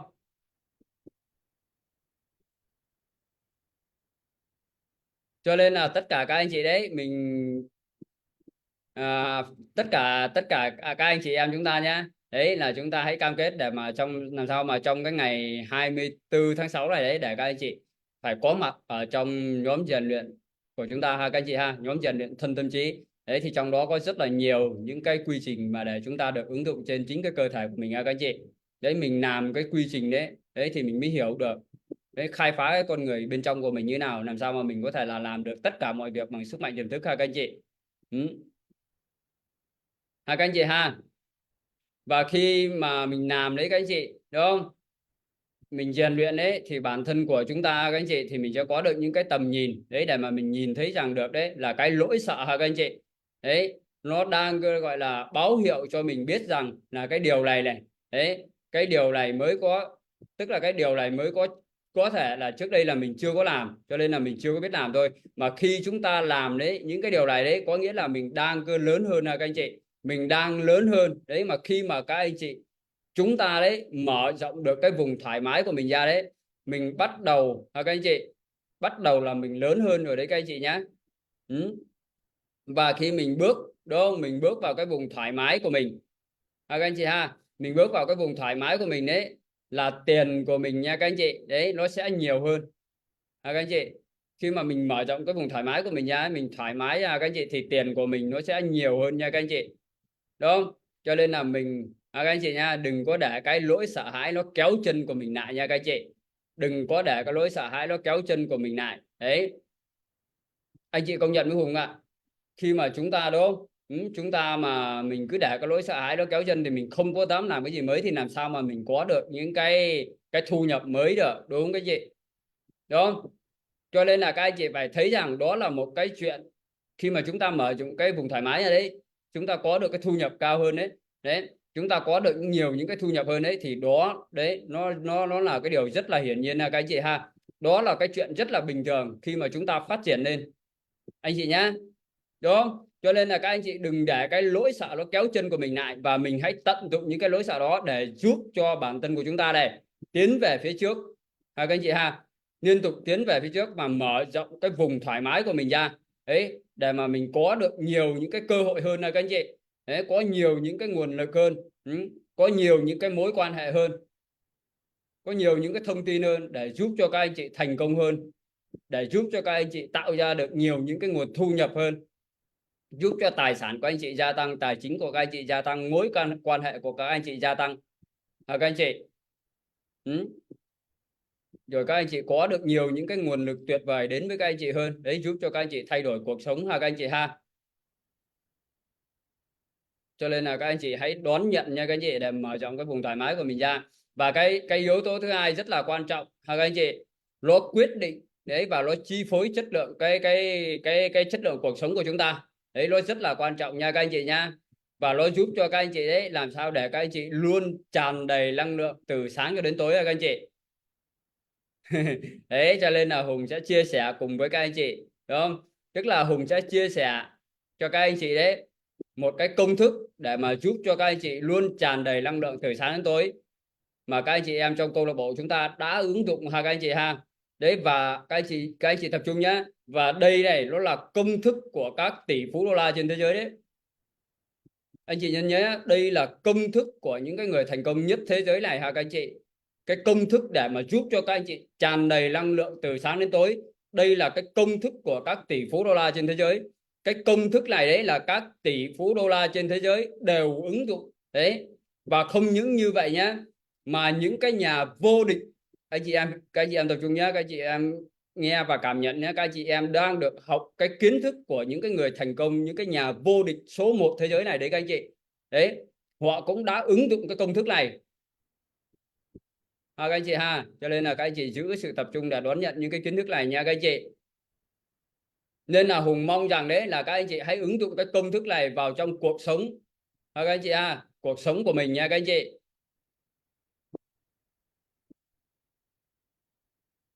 Các anh chị nha, các anh chị thấy là làm sao mình từ sáng giờ mình đang có giữ cái dáng ngồi của người thành công không? Anh chị đôi khi nhắc nhở mọi người đúng không? Đấy, vậy cái điều mà quyết định cái cuộc sống của chúng ta đấy chính là cái ý nghĩa mà chúng ta gắn cho nó các anh chị ha. Những cái điều mà quyết định trong cuộc sống của chúng ta đây chính là cái ý nghĩa mà chúng ta gắn đấy cho những cái thứ trong cái cuộc đời của chúng ta các anh chị ha. Các anh chị ghi lại giúp Hùng câu này nhá, ghi lại nha các anh chị. Cái điều mà quyết định cuộc sống của chúng ta chính là cái ý nghĩa mà chúng ta gắn đấy, gắn cho những cái thứ trong đời các anh chị.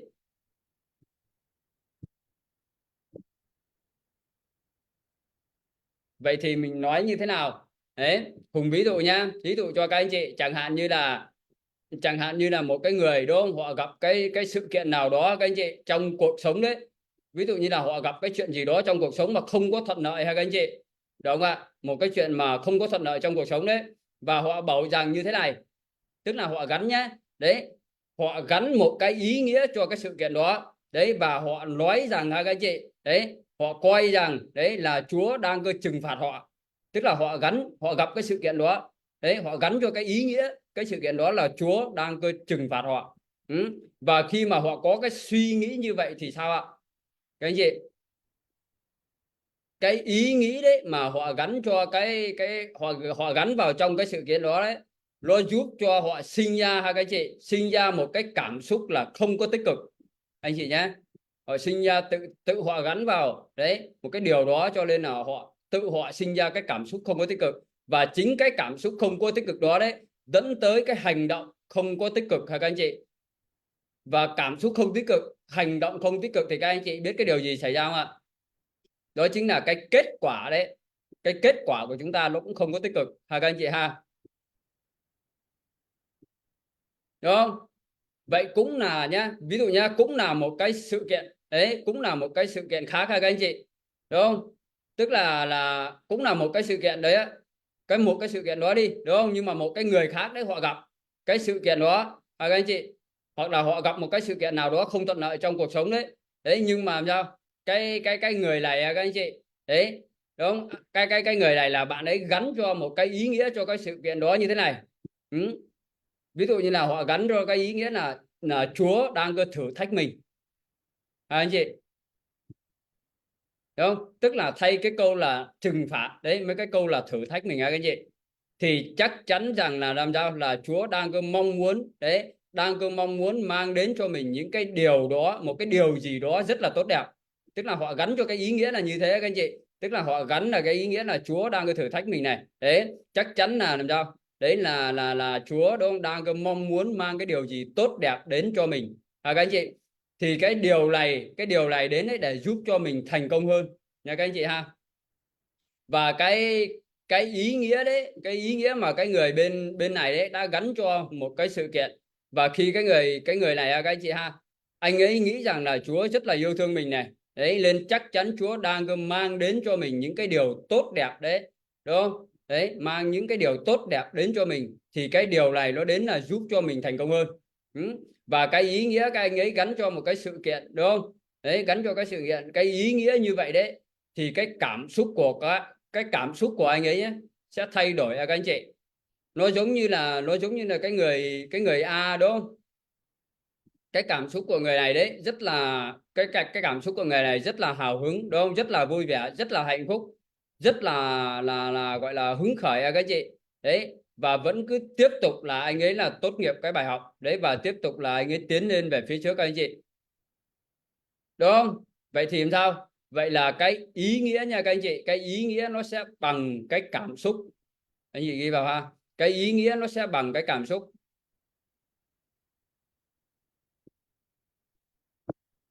Anh chị ghi kịp không? Hùng nói có nhanh không?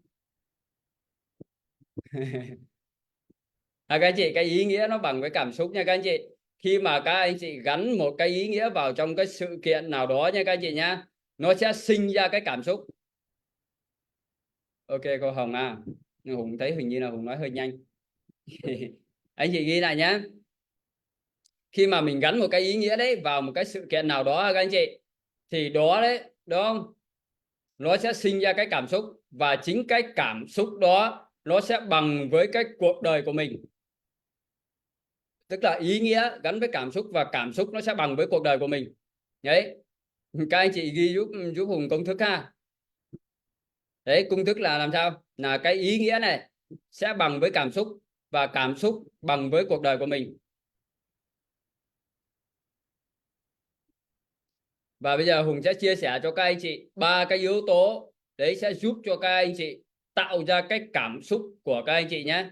Ba cái yếu tố sẽ giúp cho các anh chị tạo lên cái cảm xúc của các anh chị. Đấy, ba cái yếu tố để giúp cho mình này. Đấy, nếu như mà mình muốn tràn đầy năng lượng các anh chị, và nếu như mà các anh chị mong muốn rằng đấy là mình vui vẻ, mình hạnh phúc, mình tràn đầy năng lượng, thì đây là ba cái yếu tố đấy mà sẽ giúp cho chúng ta cần phải làm chủ ha các anh chị. Mình cần phải làm chủ để mà mình có thể là mình làm chủ được cái cảm xúc của mình anh chị nhé.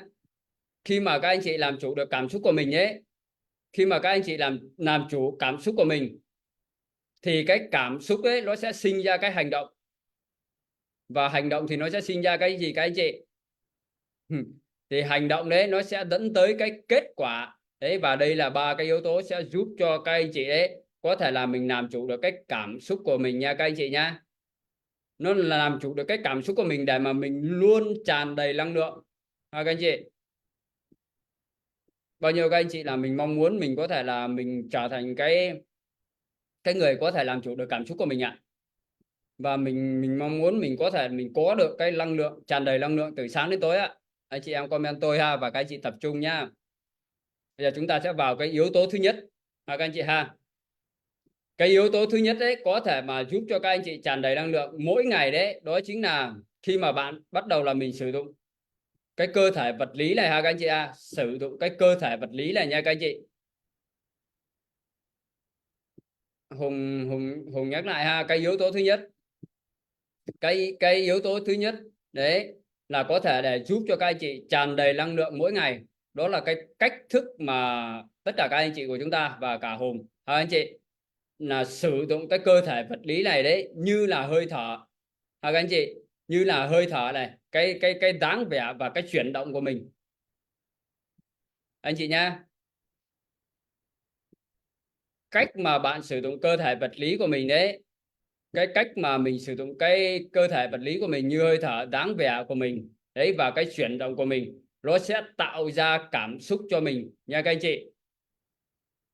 Cảm xúc đấy, cái cảm xúc tích cực hay là cảm xúc không có tích cực đấy, nó dẫn đến từ cái cơ thể của mình ha, hay là còn gọi là cái sinh lý cơ thể ha các anh chị. Cái sinh lý cơ thể đấy nó đến từ cái hơi thở, cái dáng vẻ và cái chuyển động của mình, anh chị ghi lại ha. Bây giờ chúng ta sẽ thử nha các anh chị. Chúng ta bắt đầu là chúng ta thử nha, thử trên chính cơ thể của mình nha các anh chị nhá. Rồi bây giờ chúng ta cùng nhau chúng ta đứng dậy nha. Anh chị, chúng ta cùng nhau chúng ta đứng dậy ha. Đấy, chúng ta sẽ cùng nhau chúng ta thực hành ha. Rồi, tuyệt vời. Đấy, có nhiều anh chị vẫn ngồi này. Các anh chị nhá, cái này các anh chị phải ứng dụng ở trên cái cơ thể của mình để mà mình biết được cái cảm xúc của các anh chị. Đấy. Và các anh chị nhá, các anh chị biết rằng là cái dáng vẻ này, cái dáng vẻ cơ thể của mình các anh chị, nó sẽ ảnh hưởng trực tiếp đến cái cảm xúc của mình. Hùng hỏi các anh chị nhá, là các anh chị để ý nhá, các anh chị để ý cái cơ thể của mình nhá. Khi mà mình không có vui đấy, các anh chị, khi mà mình không có vui đấy thì cái cơ thể của mình sẽ đứng như thế nào ạ? Đấy, các anh chị tưởng tượng nhá, tưởng tượng thử xem cái lúc mà mình không có vui đấy thì các anh chị đứng như thế nào. Giờ là các anh chị các anh chị đứng đi ạ. Các anh chị đứng thử xem cái trạng thái không vui các anh chị đứng như thế nào. Khi mà mình không có vui đấy, các anh chị đứng như thế nào. Đấy, hôm nay đúng không, mình cảm thấy là mình không có vui này, không có cái gì vui hết. Đấy thì cái cơ thể của các anh chị đấy sẽ đứng như thế nào, các anh chị đứng thử à. Các anh chị đứng giúp Hùng à, đúng không? Anh chị diễn tả giúp Hùng ha. Cái cơ thể của các anh chị sẽ đứng như nào ạ? Khi mà các anh chị không có vui đúng không?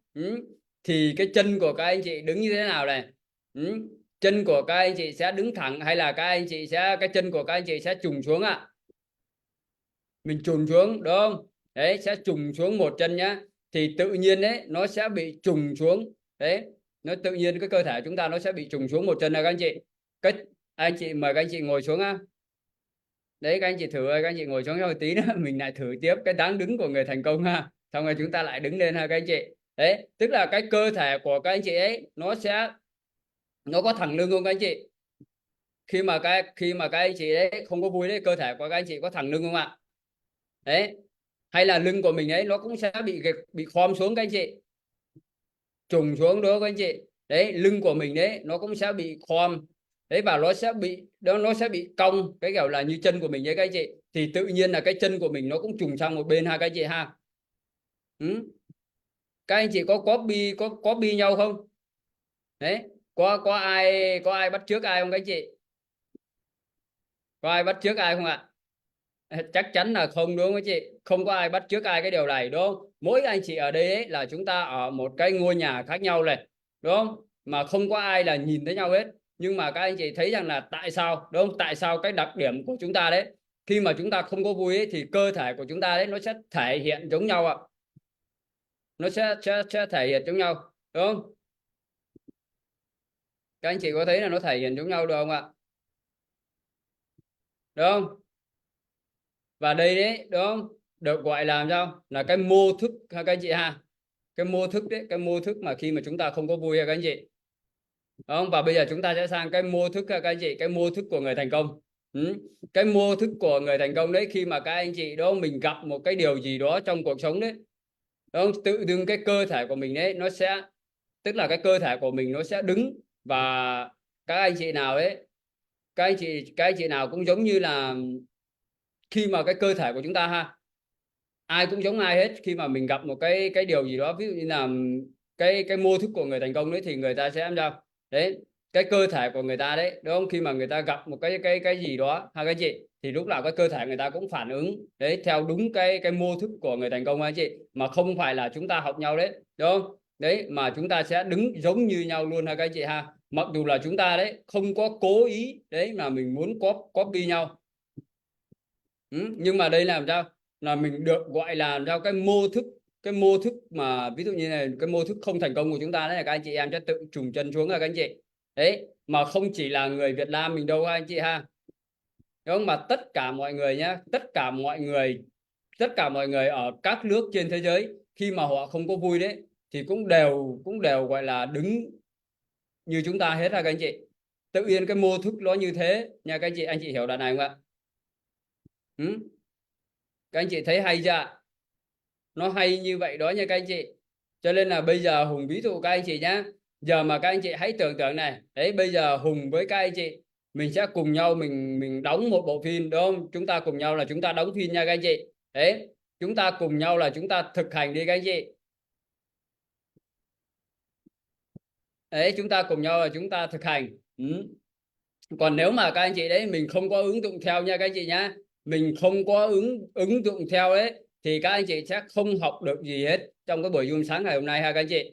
Đấy, vậy bao nhiêu anh chị đấy là mình ra quyết định này, mình ra quyết định là chúng ta học tập đấy với 100% năng lượng. Đấy, có thể anh chị con có thể là mình giơ tay lên được không ạ các anh chị? Anh chị anh chị làm mà mình cam kết học 100% năng lượng nha các anh chị nhá. 100% năng lượng. Đúng không? Và chúng ta đúng không? Mình đã tốn cái thời gian này, mình đã tốn cái công sức này ở ngoài kia này để mà mình vào đây các anh chị. Đúng không? Mình vào đây đấy thì mình phải học một cái cách mà nó nghiêm túc nhất nha các anh chị nhá. Một cái cách nghiêm túc nhất. Các anh chị. Đấy, anh chị hãy theo những cái gì mà Hùng hướng dẫn nha các anh chị. Trong cái buổi sáng ngày hôm nay hãy theo những cái gì Hùng hướng dẫn. Đấy. Đúng không? Để mà mình có thể làm sao? Mình có nhiều cái bài học nhất được không ạ? Nhiều cái bài học nhất là các anh chị ha. Và bây giờ Hùng cùng với các anh chị là chúng ta sẽ cùng nhau là chúng ta thử hình dung tưởng tượng ha. Đấy, các anh chị hình dung tưởng tượng nhé. Các anh chị hình dung tưởng tượng là mình đang cơ tham gia đấy một cái buổi hội thảo. Các anh chị hình dung đi ạ. Đang cơ tham gia một cái buổi hội thảo ha các anh chị. Các anh chị nhìn thấy một cái người bạn đấy mà mình gọi là mình rất là mong muốn quen với cái người bạn đó. Nhưng mà trong đầu của mình ấy, mình suy nghĩ như vậy.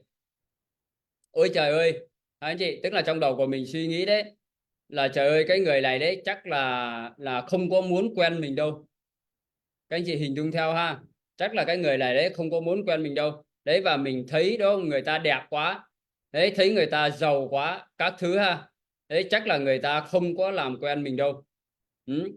Và nếu như mà ở bên trong đầu của mình suy nghĩ cái điều đó đấy thì khi mà mình bước tới mình làm quen với cái người bạn đó đấy thì cái cơ thể của mình anh chị, cái cơ thể của mình sẽ như thế nào anh chị hãy tưởng tượng nha.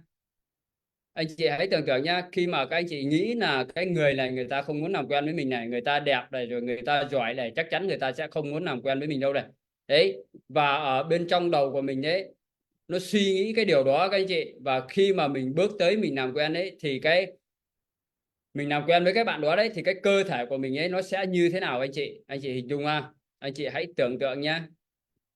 Tức là mình tưởng tượng ôi trời ơi cái người này đấy đúng không, chắc là cái người mà không có muốn quen mình đâu này, và mình thấy người ta đẹp quá, mình thấy người ta giàu quá các thứ đấy, chắc là người ta không có làm quen với mình đâu đúng không. Thì bây giờ là các anh chị bước tới là các anh chị bắt đầu các anh chị làm quen đấy. Thì Hùng hỏi các anh chị, khi mà ở bên trong đầu của mình đấy nó có những cái suy nghĩ vậy đấy, cái suy nghĩ như vậy đấy, thì mình bước tới thì cái cơ thể của mình ấy, cái lưng của mình nó khom hay nó thẳng các anh chị?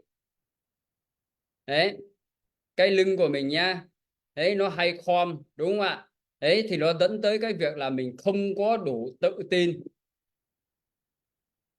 Anh chị, các anh chị có đủ tự tin không các anh chị? Không đúng không các anh chị?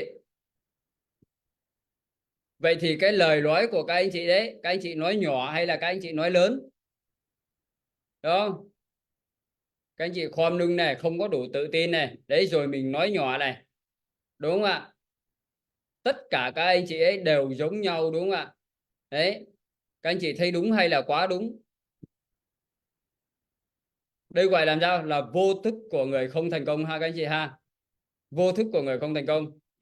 Vậy thì bây giờ chúng ta sẽ đổi thành một cái trường hợp khác ha các anh chị. Các anh chị tiếp tục hình dung nha, đổi thành một cái trường hợp khác. Cái trường hợp khác là các anh chị tưởng tượng đấy là mình có một cái người bạn này. Các anh chị tưởng tượng ha, mình đổi thành cái trường hợp khác đấy. Các anh chị tập trung tưởng tượng ứng dụng trên cơ thể của mình nha các anh chị, thì các anh chị mới cảm nhận được ha. Cái trường hợp khác là các anh chị tưởng tượng đấy là mình có một cái người bạn, mà cái người bạn này đấy rất là thân với mình nha các anh chị, rất là thân. Các anh chị hình dung ra, thân cực kỳ với mình luôn, đúng không? Có cái gì cũng chia sẻ cho nhau. Các anh chị, những cái điều tốt đẹp gì, cái điều vui vẻ gì, hay có cái thành công gì đấy, hay là đi đi nhớ về thương, đúng không? Gặp nhau là vui mừng đấy. Đấy, mà lâu rồi mình chưa có gặp cái người bạn này, các anh chị, cái người bạn này đúng không ạ? Thì bây giờ cái người bạn ấy đấy là mới đi từ nước ngoài về. Anh chị hình dung ra, mới đi từ nước ngoài về, và cái người bạn này là rất là thân với mình. Thì khi mà các anh chị gặp được cái người bạn của mình ấy, thì các anh chị sẽ lại đấy, các anh chị sẽ lại và các anh chị và các anh chị sẽ chào mừng cái người bạn của mình như thế nào ạ? Các anh chị hình dung đi, hình dung nha. Các anh chị sẽ chào cái người bạn của mình như thế nào ạ? Đúng không? Có phải là chúng ta sẽ băng băng tới, đúng không ạ các anh chị? Đấy, lúc mà các anh chị gặp lại cái người bạn thân nhất của mình đấy, tức là các anh chị nói nhỏ hay là nói lớn ạ? Anh chị tưởng tượng đi các anh chị, cái lúc đó đúng không, mình nói nhỏ hay là mình nói lớn, mình nói lớn hay là mình nói nhỏ các anh chị? Đó là ôi trời ơi, đúng không? Bắt đầu là mình thấy làm sao là mình hứng thú, mình rất là phấn khởi, đúng không các anh chị? Rồi mình nhào vô, mình ôm ha, đúng không chị? Tức là mình hào hứng và mình nói rất là lớn. Đây là cái sự tự tin các anh chị ha, được không ạ? Được không các anh chị? Đây nó là cái sự tự tin đấy. Rồi đó là cái sự khác biệt nha các anh chị nha. Đó là cái sự khác biệt đấy, và các anh chị cần phải biết được rằng là mọi cái suy nghĩ này bên trong tâm trí của mình này, nó sẽ tác động trực tiếp vào cái cơ thể của mình, anh chị ha. Mọi cái suy nghĩ ở bên trong tâm trí của mình ấy, nó sẽ tác động trực tiếp vào cơ thể của mình. Nên là khi một ai đó đấy nhìn vào cái cơ thể của các anh chị đấy, là họ biết được là bên trong đầu của các anh chị ấy là đang có cái gì. Bởi vì suy nghĩ ấy, nó sẽ biểu lộ ra bên ngoài cơ thể của mình, anh chị ha. Cái suy nghĩ của mình này nó sẽ biểu lộ ra bên ngoài cơ thể của mình. Suy nghĩ nó sẽ tạo ra cảm xúc, và cảm xúc nó sẽ dẫn tới cái hành động đấy, và nó sẽ thể hiện ra bên ngoài cơ thể của mình. Có thể là lời nói của mình này đấy, có thể là mình nói dối được nha. Cái lời nói của mình có thể là mình nói dối được, nhưng mà cái cơ thể của mình đấy, đúng không, không thể mà nó biết nói dối nha các anh chị nha. Cái cơ thể của mình ha, nó không có biết nói dối ha các anh chị. Cái cơ thể của các anh chị ấy là không thể nào nó nói dối được. Tức là trong đầu của các anh chị mà mình suy nghĩ, đúng không, mình suy nghĩ sao đấy là nó sẽ biểu hiện ra ngoài cái cơ thể của mình như vậy, anh chị nha.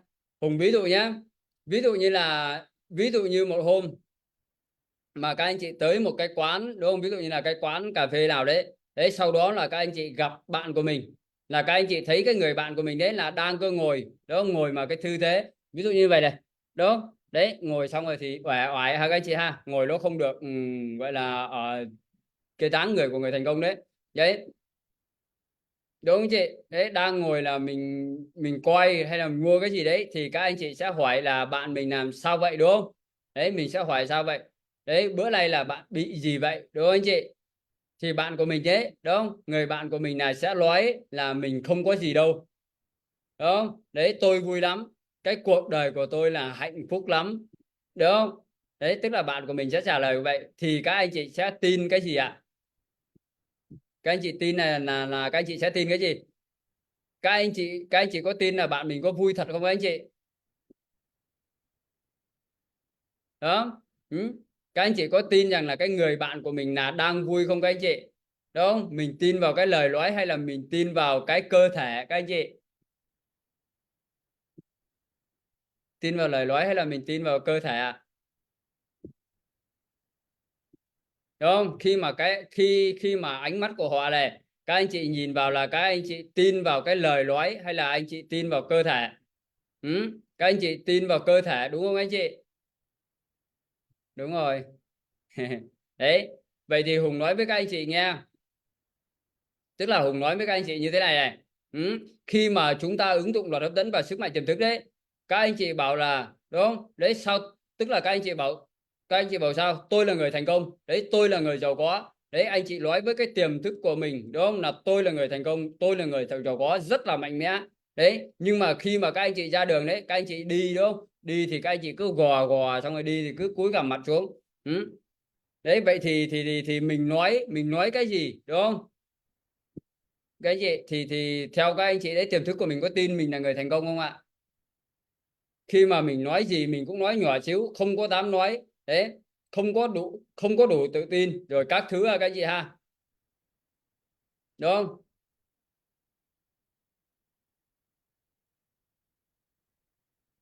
Đấy thì các anh chị thử xem. Đấy, khi mà các anh chị thể hiện như thế nha các anh chị nhá.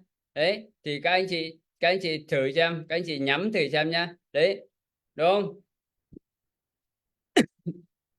Là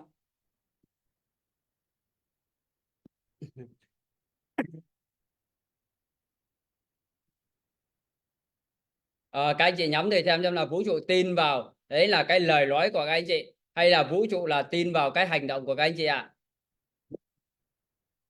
Các anh chị ha,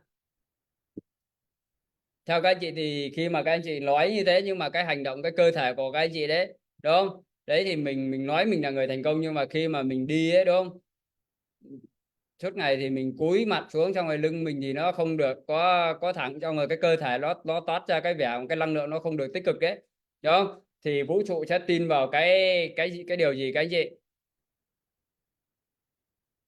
Ừ? Đúng không? Vũ trụ nói các anh chị đấy, hay là vũ trụ đúng không, tin vào cái hành động của các anh chị ạ, tin vào cái hành động nha các anh chị nhá. Đấy, cho nên làm sao vũ trụ sạc pin vào cơ thể của các anh chị, tại vì đấy cái cơ thể của mình đấy nó không có nói dối được nha các anh chị nha, tức là vũ trụ sẽ tin vào cái cơ thể của các anh chị. Đấy, vì cái cơ thể của mình nó không nói dối được ha các anh chị, đúng không? Suy nghĩ của các anh chị ấy nó sẽ hiện lộ ra bên ngoài cái cơ thể của các anh chị, tức là tất cả cái cơ thể, cái suy nghĩ của mình ấy nó sẽ biểu lộ ra ngoài cái cơ thể của mình hết ha các anh chị ha, đúng không? Nên nếu mà mình nói rằng đấy là mình ứng dụng luật hấp dẫn này, đúng không ạ? Đấy, mình ứng dụng về sức mạnh tiềm thức này, mình nói rằng là tôi là người thành công, tôi là người giàu có. Đấy, nhưng mà mình đứng, đúng không? Mình đứng cái đang đứng là suốt ngày gù về. Đấy, xong suốt ngày trùng xong một bên ha các anh chị ha. Đúng không? Mình đứng như vậy đấy, mình nói xong rồi mình không có dám nói. Đúng không? Đấy, đi đứng thì gọi là cái lưng của mình nó không được thẳng. Đấy, miệng của mình thì mình nói đấy, đúng không? Mình nói mình là người thành công, đúng không? Nhưng mà cái sự thật ở bên trong tâm trí của mình các chị, cái bên trong trong tâm của mình đấy nó không có tin cái điều đó nha các anh chị nhé, đúng không? Nó có thì nó sẽ thể hiện ra bên ngoài cái cơ thể của các anh chị luôn ha các anh chị. Và Hùng nói với tất cả các anh chị ha, Hùng nói rằng đấy, tức là cái body, cái gọi là cái ngôn ngữ cơ thể tiếng Anh thì gọi là body language, đúng không các anh chị? Cái ngôn ngữ cơ thể của mình đấy, đấy nó cũng ảnh hưởng rất là nhiều tới cái cảm xúc của mình nha các anh chị. Tức là cái những cái hành động ở trên cơ thể của các anh chị này, cái body đấy, cái body language của các anh chị này, nó sẽ ảnh hưởng rất là nhiều đến cái cảm xúc của mình nha các anh chị, đúng không? Cho nên là bây giờ đấy Hùng sẽ cho các anh chị thử nhá. Đấy, bây giờ các anh chị hãy đứng dậy ha. Lại đứng dậy nha. Các anh chị hãy đứng dậy và các anh chị nhắm mắt lại đi ạ, đúng không? Hùng nói cái gì thì các anh chị hình dung nha, các anh chị hình dung, các anh chị tưởng tượng cái điều đó được không ạ? Rồi các anh chị hãy nhắm mắt lại đi ạ. Ok ha. Đấy, các anh chị hãy nhắm mắt lại. Đấy, và mình hình dung, mình tưởng tượng và trong tâm trí của các anh chị nhá. Rồi các anh chị hãy hãy hãy nhắm mắt lại Tuyệt vời, đúng rồi các anh chị. Mình nhắm mắt lại. Ngay bây giờ, ngay lúc này, các anh chị hãy hình dung và tưởng tượng. Anh chị hãy hình dung và tưởng tượng trong tâm trí của các anh chị nhá. Hùng nói gì đấy là các anh chị hãy hình dung và tưởng tượng cái đó. Các anh chị nha. Rồi bây giờ các anh chị hãy hình dung tưởng tượng trong tâm trí của các anh chị ngay bây giờ, ngay lúc này. Đấy, chúng ta đã đạt được những cái mục tiêu trong cuộc sống của mình.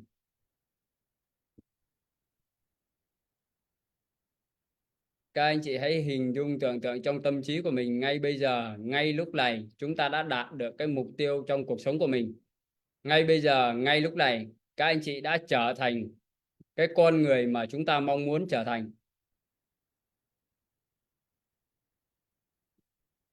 Các anh chị hãy nói cho Hùng biết rằng là ngay bây giờ, ngay lúc này thì các anh chị đang có tổng tài sản là bao nhiêu.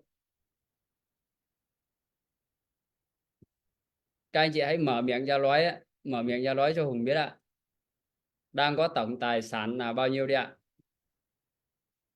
Ngay bây giờ, ngay lúc này, các anh chị đã đạt được cái mục tiêu trong cuộc đời của mình thì cái tổng tài sản của các anh chị là bao nhiêu ạ? Các anh chị nói lớn hơn được không ạ? Các anh chị nói lớn hơn được không ạ? Tổng tài sản của các anh chị đang có là bao nhiêu? Rất là tuyệt vời. Cảm ơn các anh chị. Cảm ơn các anh chị đang sống trong cái ngôi nhà như thế nào. Và các anh chị đang sống trong ngôi nhà như thế nào hả các anh chị? Các anh chị đấy, các anh chị hãy nói đi ạ. Các anh chị vẫn tiếp tục nhắm mắt nha. Hãy nói đi ạ. Đang sống ở trong ngôi nhà như thế nào? Các anh chị hãy nhắm mắt lại đấy, và các anh chị hãy miêu tả cái ngôi nhà mà các anh chị đang ở, được không ạ? Các anh chị đang ở trong cái ngôi nhà bao nhiêu tầng? Đang trong cái villa hay là đang ở trong cái biệt thự? Đấy là mình đang ở đâu ạ?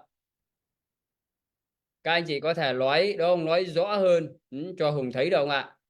Là chúng ta đang nói rõ ha các anh chị à. Không cần phải comment đâu ạ các anh chị. Đúng không?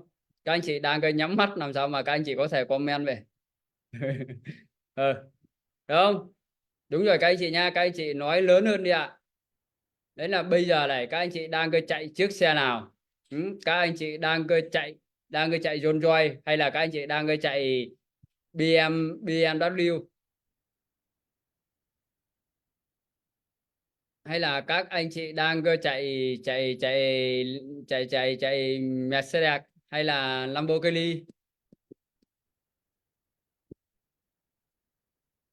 Tuyệt vời các anh chị thấy gia đình của mình này, đấy là đang chúc mừng các anh chị, đúng không? Họ đang rất là tự hào về các anh chị. Các anh chị hãy nghe thấy gia đình của mình chúc mừng mình như thế nào.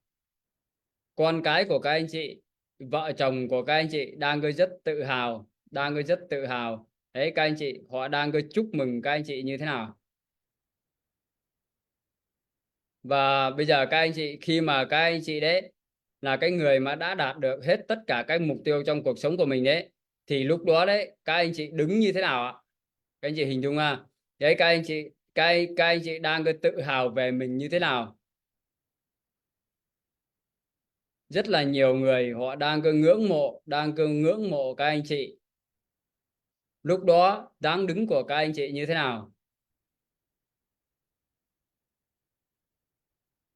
Đúng rồi, khi mà các anh chị thành công, các anh chị đã đạt được hết những cái mục tiêu trong cuộc sống của mình, lúc đó các anh chị đứng như thế nào?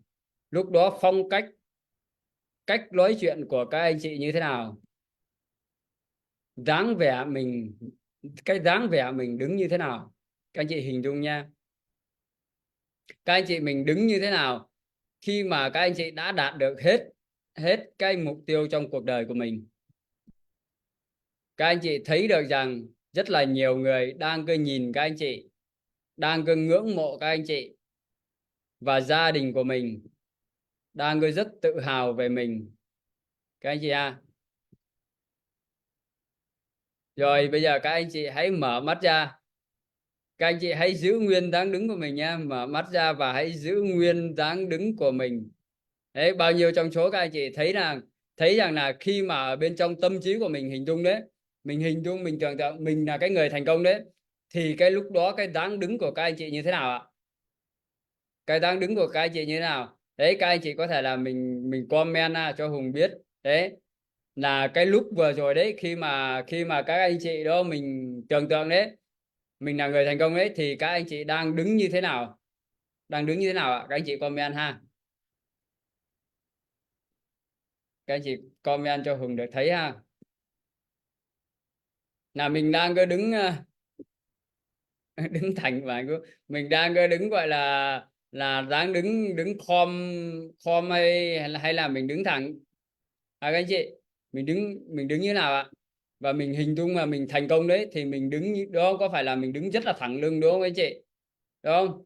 Mình đứng thẳng lên nha các anh chị nhá, và mình đứng thẳng một cái cách rất là tự hào đúng không các anh chị? Các anh chị có thấy là cái lúc đó mình rất là tự hào không ạ? Đấy, mình đứng một cách gọi là rất là tự hào các anh chị, gọi là rất là người ta gọi là hiên ngang các anh chị đúng không? Rất là hiên ngang, ưỡn ngực đấy, rất là sang trọng. Anh chị có thấy cảm giác đó không ạ? Vừa rồi các anh chị có thấy không? Rất là hiên ngang, rất là sang trọng đúng không? Đấy, tức là sao mọi người lại giống nhau thế đúng không anh chị? Các anh chị có thấy giống nhau không ạ? Đấy, mọi người có bắt chước nhau không? Đó, mà không phải là chuyện của người Việt Nam mình đâu các anh chị, đúng không? Mà tất cả mọi người trên thế giới đấy, đúng không? Tất cả mọi người trong thế giới, trên thế giới, và tất cả nha, các nước khi mà họ hình dung đấy, họ là cái người thành công đấy, thì cái dáng vẻ ha các anh chị, đấy, cái dáng vẻ giống nhau đấy, y chang như vậy hết ra các anh chị. Và đây được gọi là mô thức của người thành công nha các anh chị. Bao nhiêu trong số các anh chị ở đây đấy, bao nhiêu trong số bao nhiêu trong số các anh chị ở đây là mình đã biết được cái mô thức của người thành công là như thế nào đấy? Các anh chị có thể là mình comment ha, đấy, cho Hùng được thấy được không ạ? Đúng không? Cái hồi lấy đấy, vừa lấy là các anh chị đã được trải nghiệm đó, các anh chị trải nghiệm cái dáng đứng của người thành công đấy, các anh chị được cái cảm xúc của người thành công đấy các anh chị. Đấy, đó được gọi là mô thức của người thành công đó. Người thành công ấy, khi mà bên trong đấy họ tin tưởng rằng là họ là người thành công đấy, thì các anh chị thấy là tự dưng đấy là họ đứng thẳng ha các anh chị ha, đấy, và mình ưỡn ngực lên, và mình rất là tự hào ha các anh chị ha. Vậy thì có một cái nghiên cứu của thế giới nha các anh chị, có một cái nghiên cứu của thế giới, khi mà các anh chị luôn đứng thẳng, khi các anh chị luôn đứng thẳng ấy, mà các anh chị ưỡn ngực đấy, mà các anh chị ưỡn ra đấy như thế giới đúng không? Tức là khi các anh chị gọi là mình đứng thẳng này, đấy, mình ưỡn ra đấy, tức là mình đứng thẳng mà mình ưỡn ra như thế này ha các anh chị ha, đấy, mình ưỡn ra như thế này thì nó sẽ giúp cho các anh chị là tự tin hơn. Tự tin hơn nhiều so với nó sẽ giúp cho cái cơ thể của các anh chị ấy là lúc nào nó cũng tràn đầy cái năng lượng hơn ha các anh chị, đúng không? Bao nhiêu trong số các anh chị đấy mình thấy rằng đấy, khi mà các anh chị đứng ở cái tư thế như cái lúc vừa rồi đấy các anh chị, thì mình thấy là mình tràn đầy năng lượng hơn đâu ạ? Các anh chị có công nhận không? Không, đúng không? Đó là cái dấu hiệu các anh chị, đúng không? Cái cảm nhận của người thành công đấy, đúng không? Làm sao đó là cái đầu của mình ấy, nó là lúc nào nó cũng ngẩng cao hơn một xíu ha các anh chị ha, đúng không ạ? Cái ngực của mình ấy lúc nào nó cũng ưỡn ra, đúng không ạ? Và sau đó là các anh chị sẽ thấy được, khi mà các anh chị ấy đứng cái dáng vẻ đó các anh chị, thì mình cũng có một cái năng lượng đấy rất là lớn. Các anh chị có thấy vậy không ạ? Anh chị em nào mà mình thấy vậy mình comment tôi ha. Và đấy được gọi là mô thức của người thành công anh chị ha. Cái cơ thể của mình ấy nó cũng sẽ ảnh hưởng trực tiếp tới cái cảm xúc của mình. Anh chị có thấy không? Có phải là khi mà các anh chị đứng như thế đấy, các anh chị hình dung vừa rồi đấy, mà các anh chị hình dung đấy, có phải là cái cơ thể của các anh chị, khi các anh chị đứng vậy, cái cảm xúc của các anh chị có phải là có một cái nguồn năng lượng mới, đúng không? Đấy, thì đây là cái cách mà các anh chị phải phải ứng dụng trên cơ thể của mình mỗi ngày á. Đấy, đi đâu đấy các anh chị cũng phải làm sao, lúc nào cũng phải thấy được cái cơ thể của mình, phải cái dáng đứng dáng ngồi của mình, đấy là cái cơ thể của người thành công anh chị, thì nó sẽ thay đổi cái cảm xúc của các anh chị liên tục, là cái cảm xúc lúc nào cũng tích cực các anh chị. Anh chị hiểu cái đoạn này không ạ? Cái cơ thể của mình ấy nó sẽ ảnh hưởng trực tiếp tới cái cảm xúc ở bên trong của mình. Đấy, nên là thành ra là để có được một cái trạng thái năng lượng đỉnh cao ấy, thì mình cũng phải bắt đầu là mình chỉnh lại cái tư thế của mình. Anh chị hiểu bài học ngày hôm nay không ạ? Bắt đầu là chỉnh lại cái tư thế của mình, và cái tư thế đứng của mình này, cái tư thế ngồi của mình này, đấy, cái cách mà các anh chị nói chuyện này, cái cách mà mình hình dung đấy, là ngay bây giờ, ngay lúc này là mình đã trở thành cái người mà mình mong muốn, cái người mà mình mong muốn trở thành rồi đấy. Và cái lúc đó đấy các anh chị sẽ đứng như thế nào các anh chị? Cái đây là cái cách mà mình hình dung nha các anh chị nhé. Đấy là khi các anh chị trở thành cái người mà các anh chị mong muốn trở thành đấy, cái lúc đó các anh chị sẽ đứng như thế nào đấy, các anh chị sẽ ngồi như thế nào đấy, các anh chị sẽ nói chuyện như thế nào đấy, các anh chị sẽ nói chuyện với một cái cách rất là gọi là thanh định, đúng không? Một cái người thành công đấy, giàu có như thế nào các anh chị? Và các anh chị hãy sử dụng sức mạnh tiềm thức, đúng không? Các anh chị sử dụng sức mạnh tiềm thức ấy, là các anh chị phải biết sống như thể là mình đã đạt được rồi các anh chị, đúng không? Từ cái cách đứng của mình này đấy, rồi từ cái cách ăn mặc của mình này, rồi từ cái cách mà mình nói chuyện này đấy, cái cách mà mình ngồi này đấy, là mình phải sống như thể là mình đã đạt được rồi ha các anh chị, đúng không? Như thể là mình đã đạt được đấy, đạt được những cái điều mà các anh chị mong muốn. Và chính cái điều đó đấy, nó sinh ra bên trong của mình một cái nguồn năng lượng rất là mạnh mẽ các anh chị nhé. Chính những cái điều đó nó sinh ra bên trong của mình ấy, một cái trường năng lượng rất là mạnh mẽ ha các anh chị, đúng không? Rất là mạnh mẽ bên trong của mình. Và tiềm thức của các anh chị ấy, nó sẽ tin cái quan trọng nhá, để mà các anh chị thành công thì tiềm thức của các anh chị ấy nó sẽ tin đấy là các anh chị, đúng không, là cái người thành công thực sự nha các anh chị nhá. Và cái điều đó đấy là vũ trụ cũng sẽ tin đấy vào cái lời nói của các anh chị này, đúng không? Đấy, vũ trụ sẽ tin vào những cái gì mà các anh chị hành động.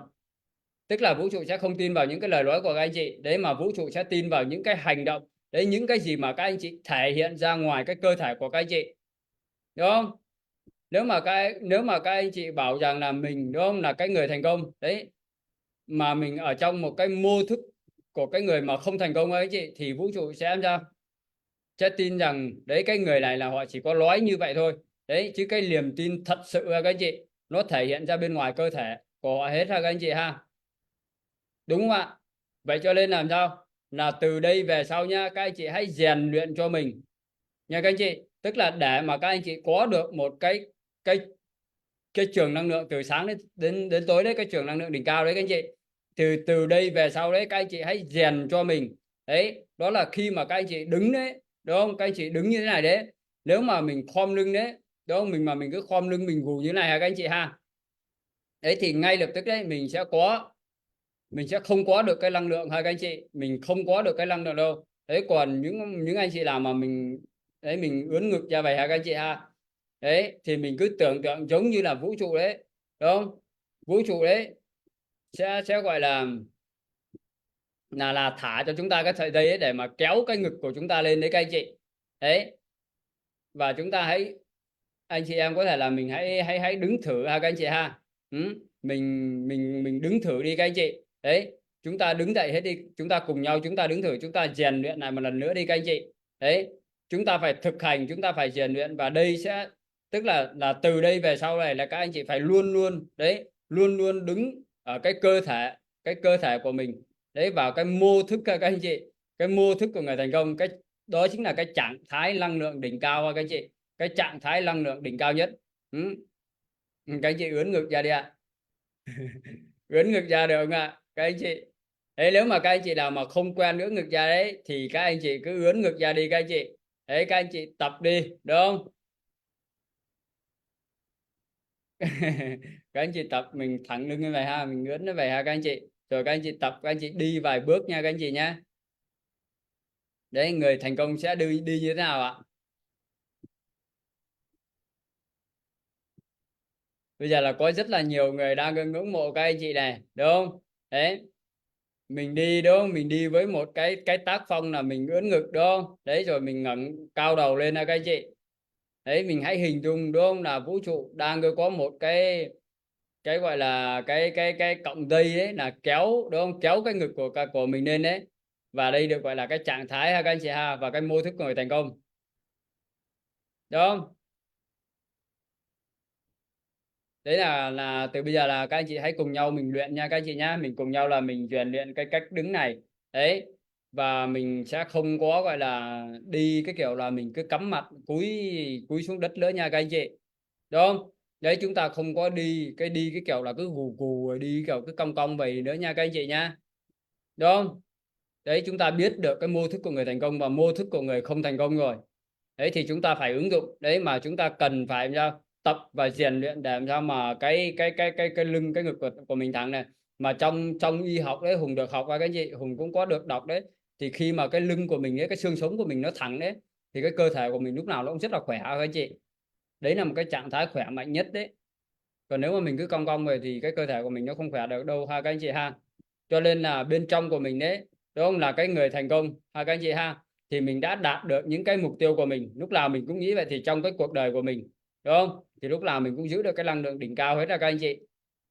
Nếu như mà các anh chị đấy ngày nào mình cũng tuyên bố với vũ trụ đấy cái điều đó đấy, đấy thì mình phải thể hiện cho vũ trụ ra. Đấy, mình phải thể hiện ra ngoài cái cơ thể của các anh chị đấy thì vũ trụ mới tin. Chứ mình mà tuyên bố một đàng xong rồi thì cơ thể của mình làm một nẻo, vũ trụ không có tin đâu. Đúng không? Suốt ngày tuyên bố, đúng không, tôi là người thành công, đúng không ạ? Nhưng mà lúc nào mình cũng ra cái kiểu là cứ oải oải các anh chị. Đấy, lúc nào mình cũng oải oải như thế này thì, đúng không, làm sao mà cái suy nghĩ đấy thì làm sao mà vũ trụ mình tin được. Cho nên là cái suy nghĩ nó sẽ tạo ra cái cảm xúc, và cái cảm xúc nó sẽ dẫn tới cái hành động ở ngoài cơ thể của mình. Nên đây là cái cách mà chúng ta ứng dụng sức mạnh tiềm thức nha các anh chị nhé. Cái cách để mà chúng ta ứng dụng sức mạnh tiềm thức để chúng ta đạt được có được một cái năng lượng cao nhất ha các anh chị. Đúng không? Đấy, cho nên là chúng ta phải sống như thể là mình đã đạt được rồi. Ok, thì đây cũng là cái mà Hùng muốn chia sẻ với các anh chị ha. Còn rất là sang những cái phần tiếp theo thì Hùng sẽ chia sẻ thêm cho các anh chị. Đấy, rồi ngày mai Hùng sẽ chia sẻ thêm cho các anh chị cái điều thứ hai đấy mà chúng ta cần phải rèn luyện ha các anh chị ha. Thì trong ngày mai chúng ta sẽ cần phải nuôi dưỡng cái con người thành công của mình đấy bằng cái cách là làm sao là chúng ta sẽ khen ngợi bản thân của mình như thế nào đó. Đấy thì mai thì Hùng sẽ tiếp tục chia sẻ cùng với các anh chị. Đấy, ngày hôm nay các anh chị cứ ứng dụng để làm sao mà các anh chị mô phỏng được cái người thành công ha các anh chị, mà lúc nào cũng hình dung được cái kết quả các anh chị mong muốn đạt được. Đấy, từ cái dáng đi dáng ngồi, cái cách nói chuyện của các anh chị nhá.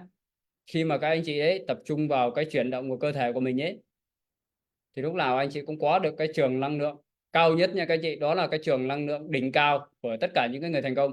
Và đây như là lúc đầu Hùng nói đấy, nó là cái công thức mà tất cả những cái người thành công, các tỷ phú đô la trên thế giới, mà những cái vận động viên số 1 thế giới cũng đang có ứng dụng, đang có rèn luyện ha các anh chị, để mà họ có được cái kết quả đấy.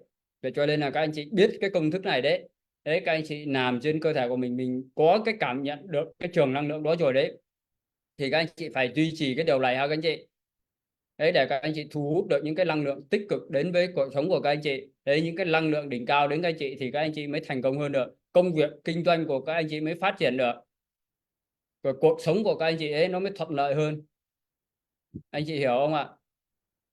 Chứ còn nếu mà mình vẫn cứ giữ cái thói quen cũ đấy, đúng không, ngồi đâu cũng ngồi xong rồi suốt ngày suy nghĩ đến những cái điều không có tích cực ấy, suy nghĩ đúng lo lắng, đúng rồi, lo toan đến cái sự vật, những cái việc nó chưa xảy ra đấy, là chúng ta sẽ rơi vào cái trạng thái cái năng lượng không có tích cực. Rồi từ đó chúng ta sẽ thu hút rất là nhiều những cái vấn đề trong cuộc sống đến với cuộc sống chúng ta, xong rồi suốt ngày mình bị cuốn đi, vô thức mình bị cuốn đi mà mình không có biết đấy các anh chị.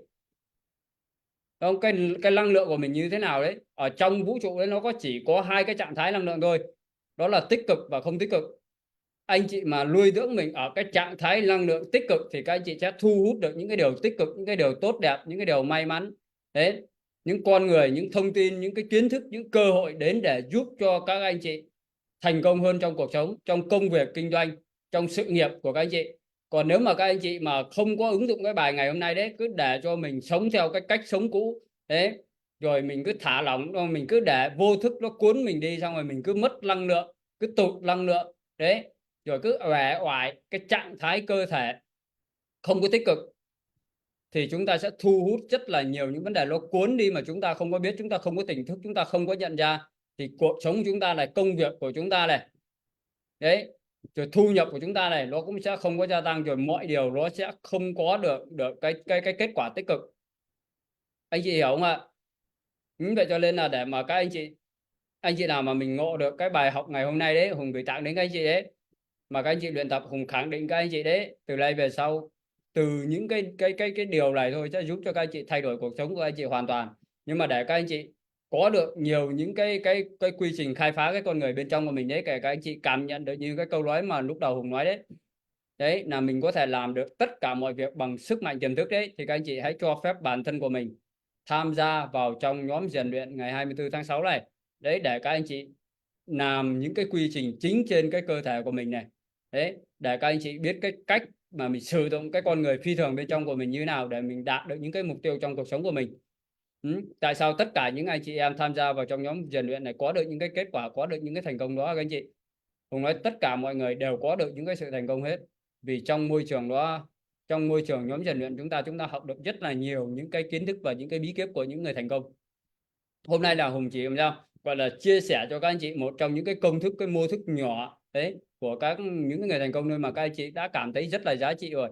Các anh chị ứng dụng một cái điều rất là nhỏ ngày hôm nay thôi, nếu mà các anh chị ứng dụng nghiêm chỉnh, Hùng khẳng định cái kết quả của anh chị sẽ thay đổi rồi đấy. Vậy các anh chị có muốn cho phép bản thân của mình được học nhiều những cái công thức như ngày hôm nay không ạ? Nhiều cái bí kíp như ngày hôm nay không ạ? Để các anh chị có được cái năng lượng tích cực nhất, tốt đẹp nhất không ạ? Các anh chị phải cho phép bản thân của mình ha, các anh chị đừng có sợ hãi nữa, đúng không? Đừng có chần chừ nữa. Hôm qua mình học về cái bài chần chừ rồi, đúng không? Khi mà mình chần chừ, mình sợ hãi đấy, thì mình cũng lại thu hút toàn những cái điều không có tích cực đến thôi đấy, toàn những cái vấn đề đấy, rồi toàn những cái điều ở đâu nó đến. Cho nên là các anh chị phải biết cái cách làm chủ được cái cảm xúc của mình, và từ đây về sau mình phải làm chủ được cảm xúc của mình. Cái cảm xúc đấy, đúng không? Cái cảm xúc bắt đầu nó mới dẫn tới cái hành động, và hành động nó mới dẫn tới kết quả. Cho nên cái cảm xúc của các anh chị trong một ngày như thế nào, cái kết quả trong tương lai của các anh chị nó sẽ như thế. Vậy thì các anh chị muốn mình duy trì được cho mình những cái cảm xúc tốt đẹp, những cái cảm xúc tích cực đấy, cái cảm xúc năng lượng đỉnh cao, để các anh chị thu hút được những cái điều thuận lợi, những cái điều tốt đẹp đấy, những cái nguồn lực hỗ trợ cho các anh chị trong công việc cũng như là cuộc sống của các anh chị được phát triển, được thăng tiến, cũng như là cái thu nhập của các anh chị được cao hơn.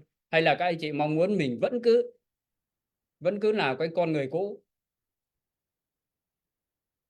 rồi mình cứ bị trôi lăn đi cứ vậy thôi, là một cái duy nhất mình mất là thời gian ạ. Các anh chị có muốn như thế không ạ? Hay là các anh chị muốn thay đổi cái cuộc sống này, thay đổi để mà mình có thể mình làm chủ cảm xúc của mình, làm chủ hành động và làm chủ được kết quả của mình ạ? Đấy, đó là cái mà Hùng muốn chia sẻ với các anh chị trong buổi Zoom sáng ngày hôm nay. Đấy, các anh chị hãy cho phép bản thân của mình được tham gia nhóm rèn luyện và thay đổi bản thân của mình đi ạ. Thì các anh chị mới nhận được những cái kết quả tích cực ha các anh chị trong tương lai của mình. Ok, rồi Hùng sẽ kết thúc buổi Zoom sáng ngày hôm nay ạ. Bao nhiêu anh chị em thấy được cái buổi Zoom sáng ngày hôm nay rất là tuyệt vời ạ. Các anh chị có thể là comment tôi giúp Hùng ha. Ứng dụng nha. Các anh chị ứng dụng nha. Anh chị nào mà hôm nay đấy mà mình chưa có tập trung đấy, mà các đoạn nào mình bỏ rớt đấy, thì các anh chị lát nữa Hùng sẽ gửi lại và các anh chị xem lại nha. Rồi, Hùng sẽ kết thúc buổi Zoom sáng ngày hôm nay. Anh chị em nào mình viết lòng biết ơn đấy, thì mình tự ra mình viết 10 cái điều lòng biết ơn ha, nuôi dưỡng cho mình cái cảm xúc của sự thu hút đó các anh chị. Ok, Hùng kết thúc buổi Zoom sáng ngày hôm nay đây. Xin chào và hẹn gặp lại mọi người.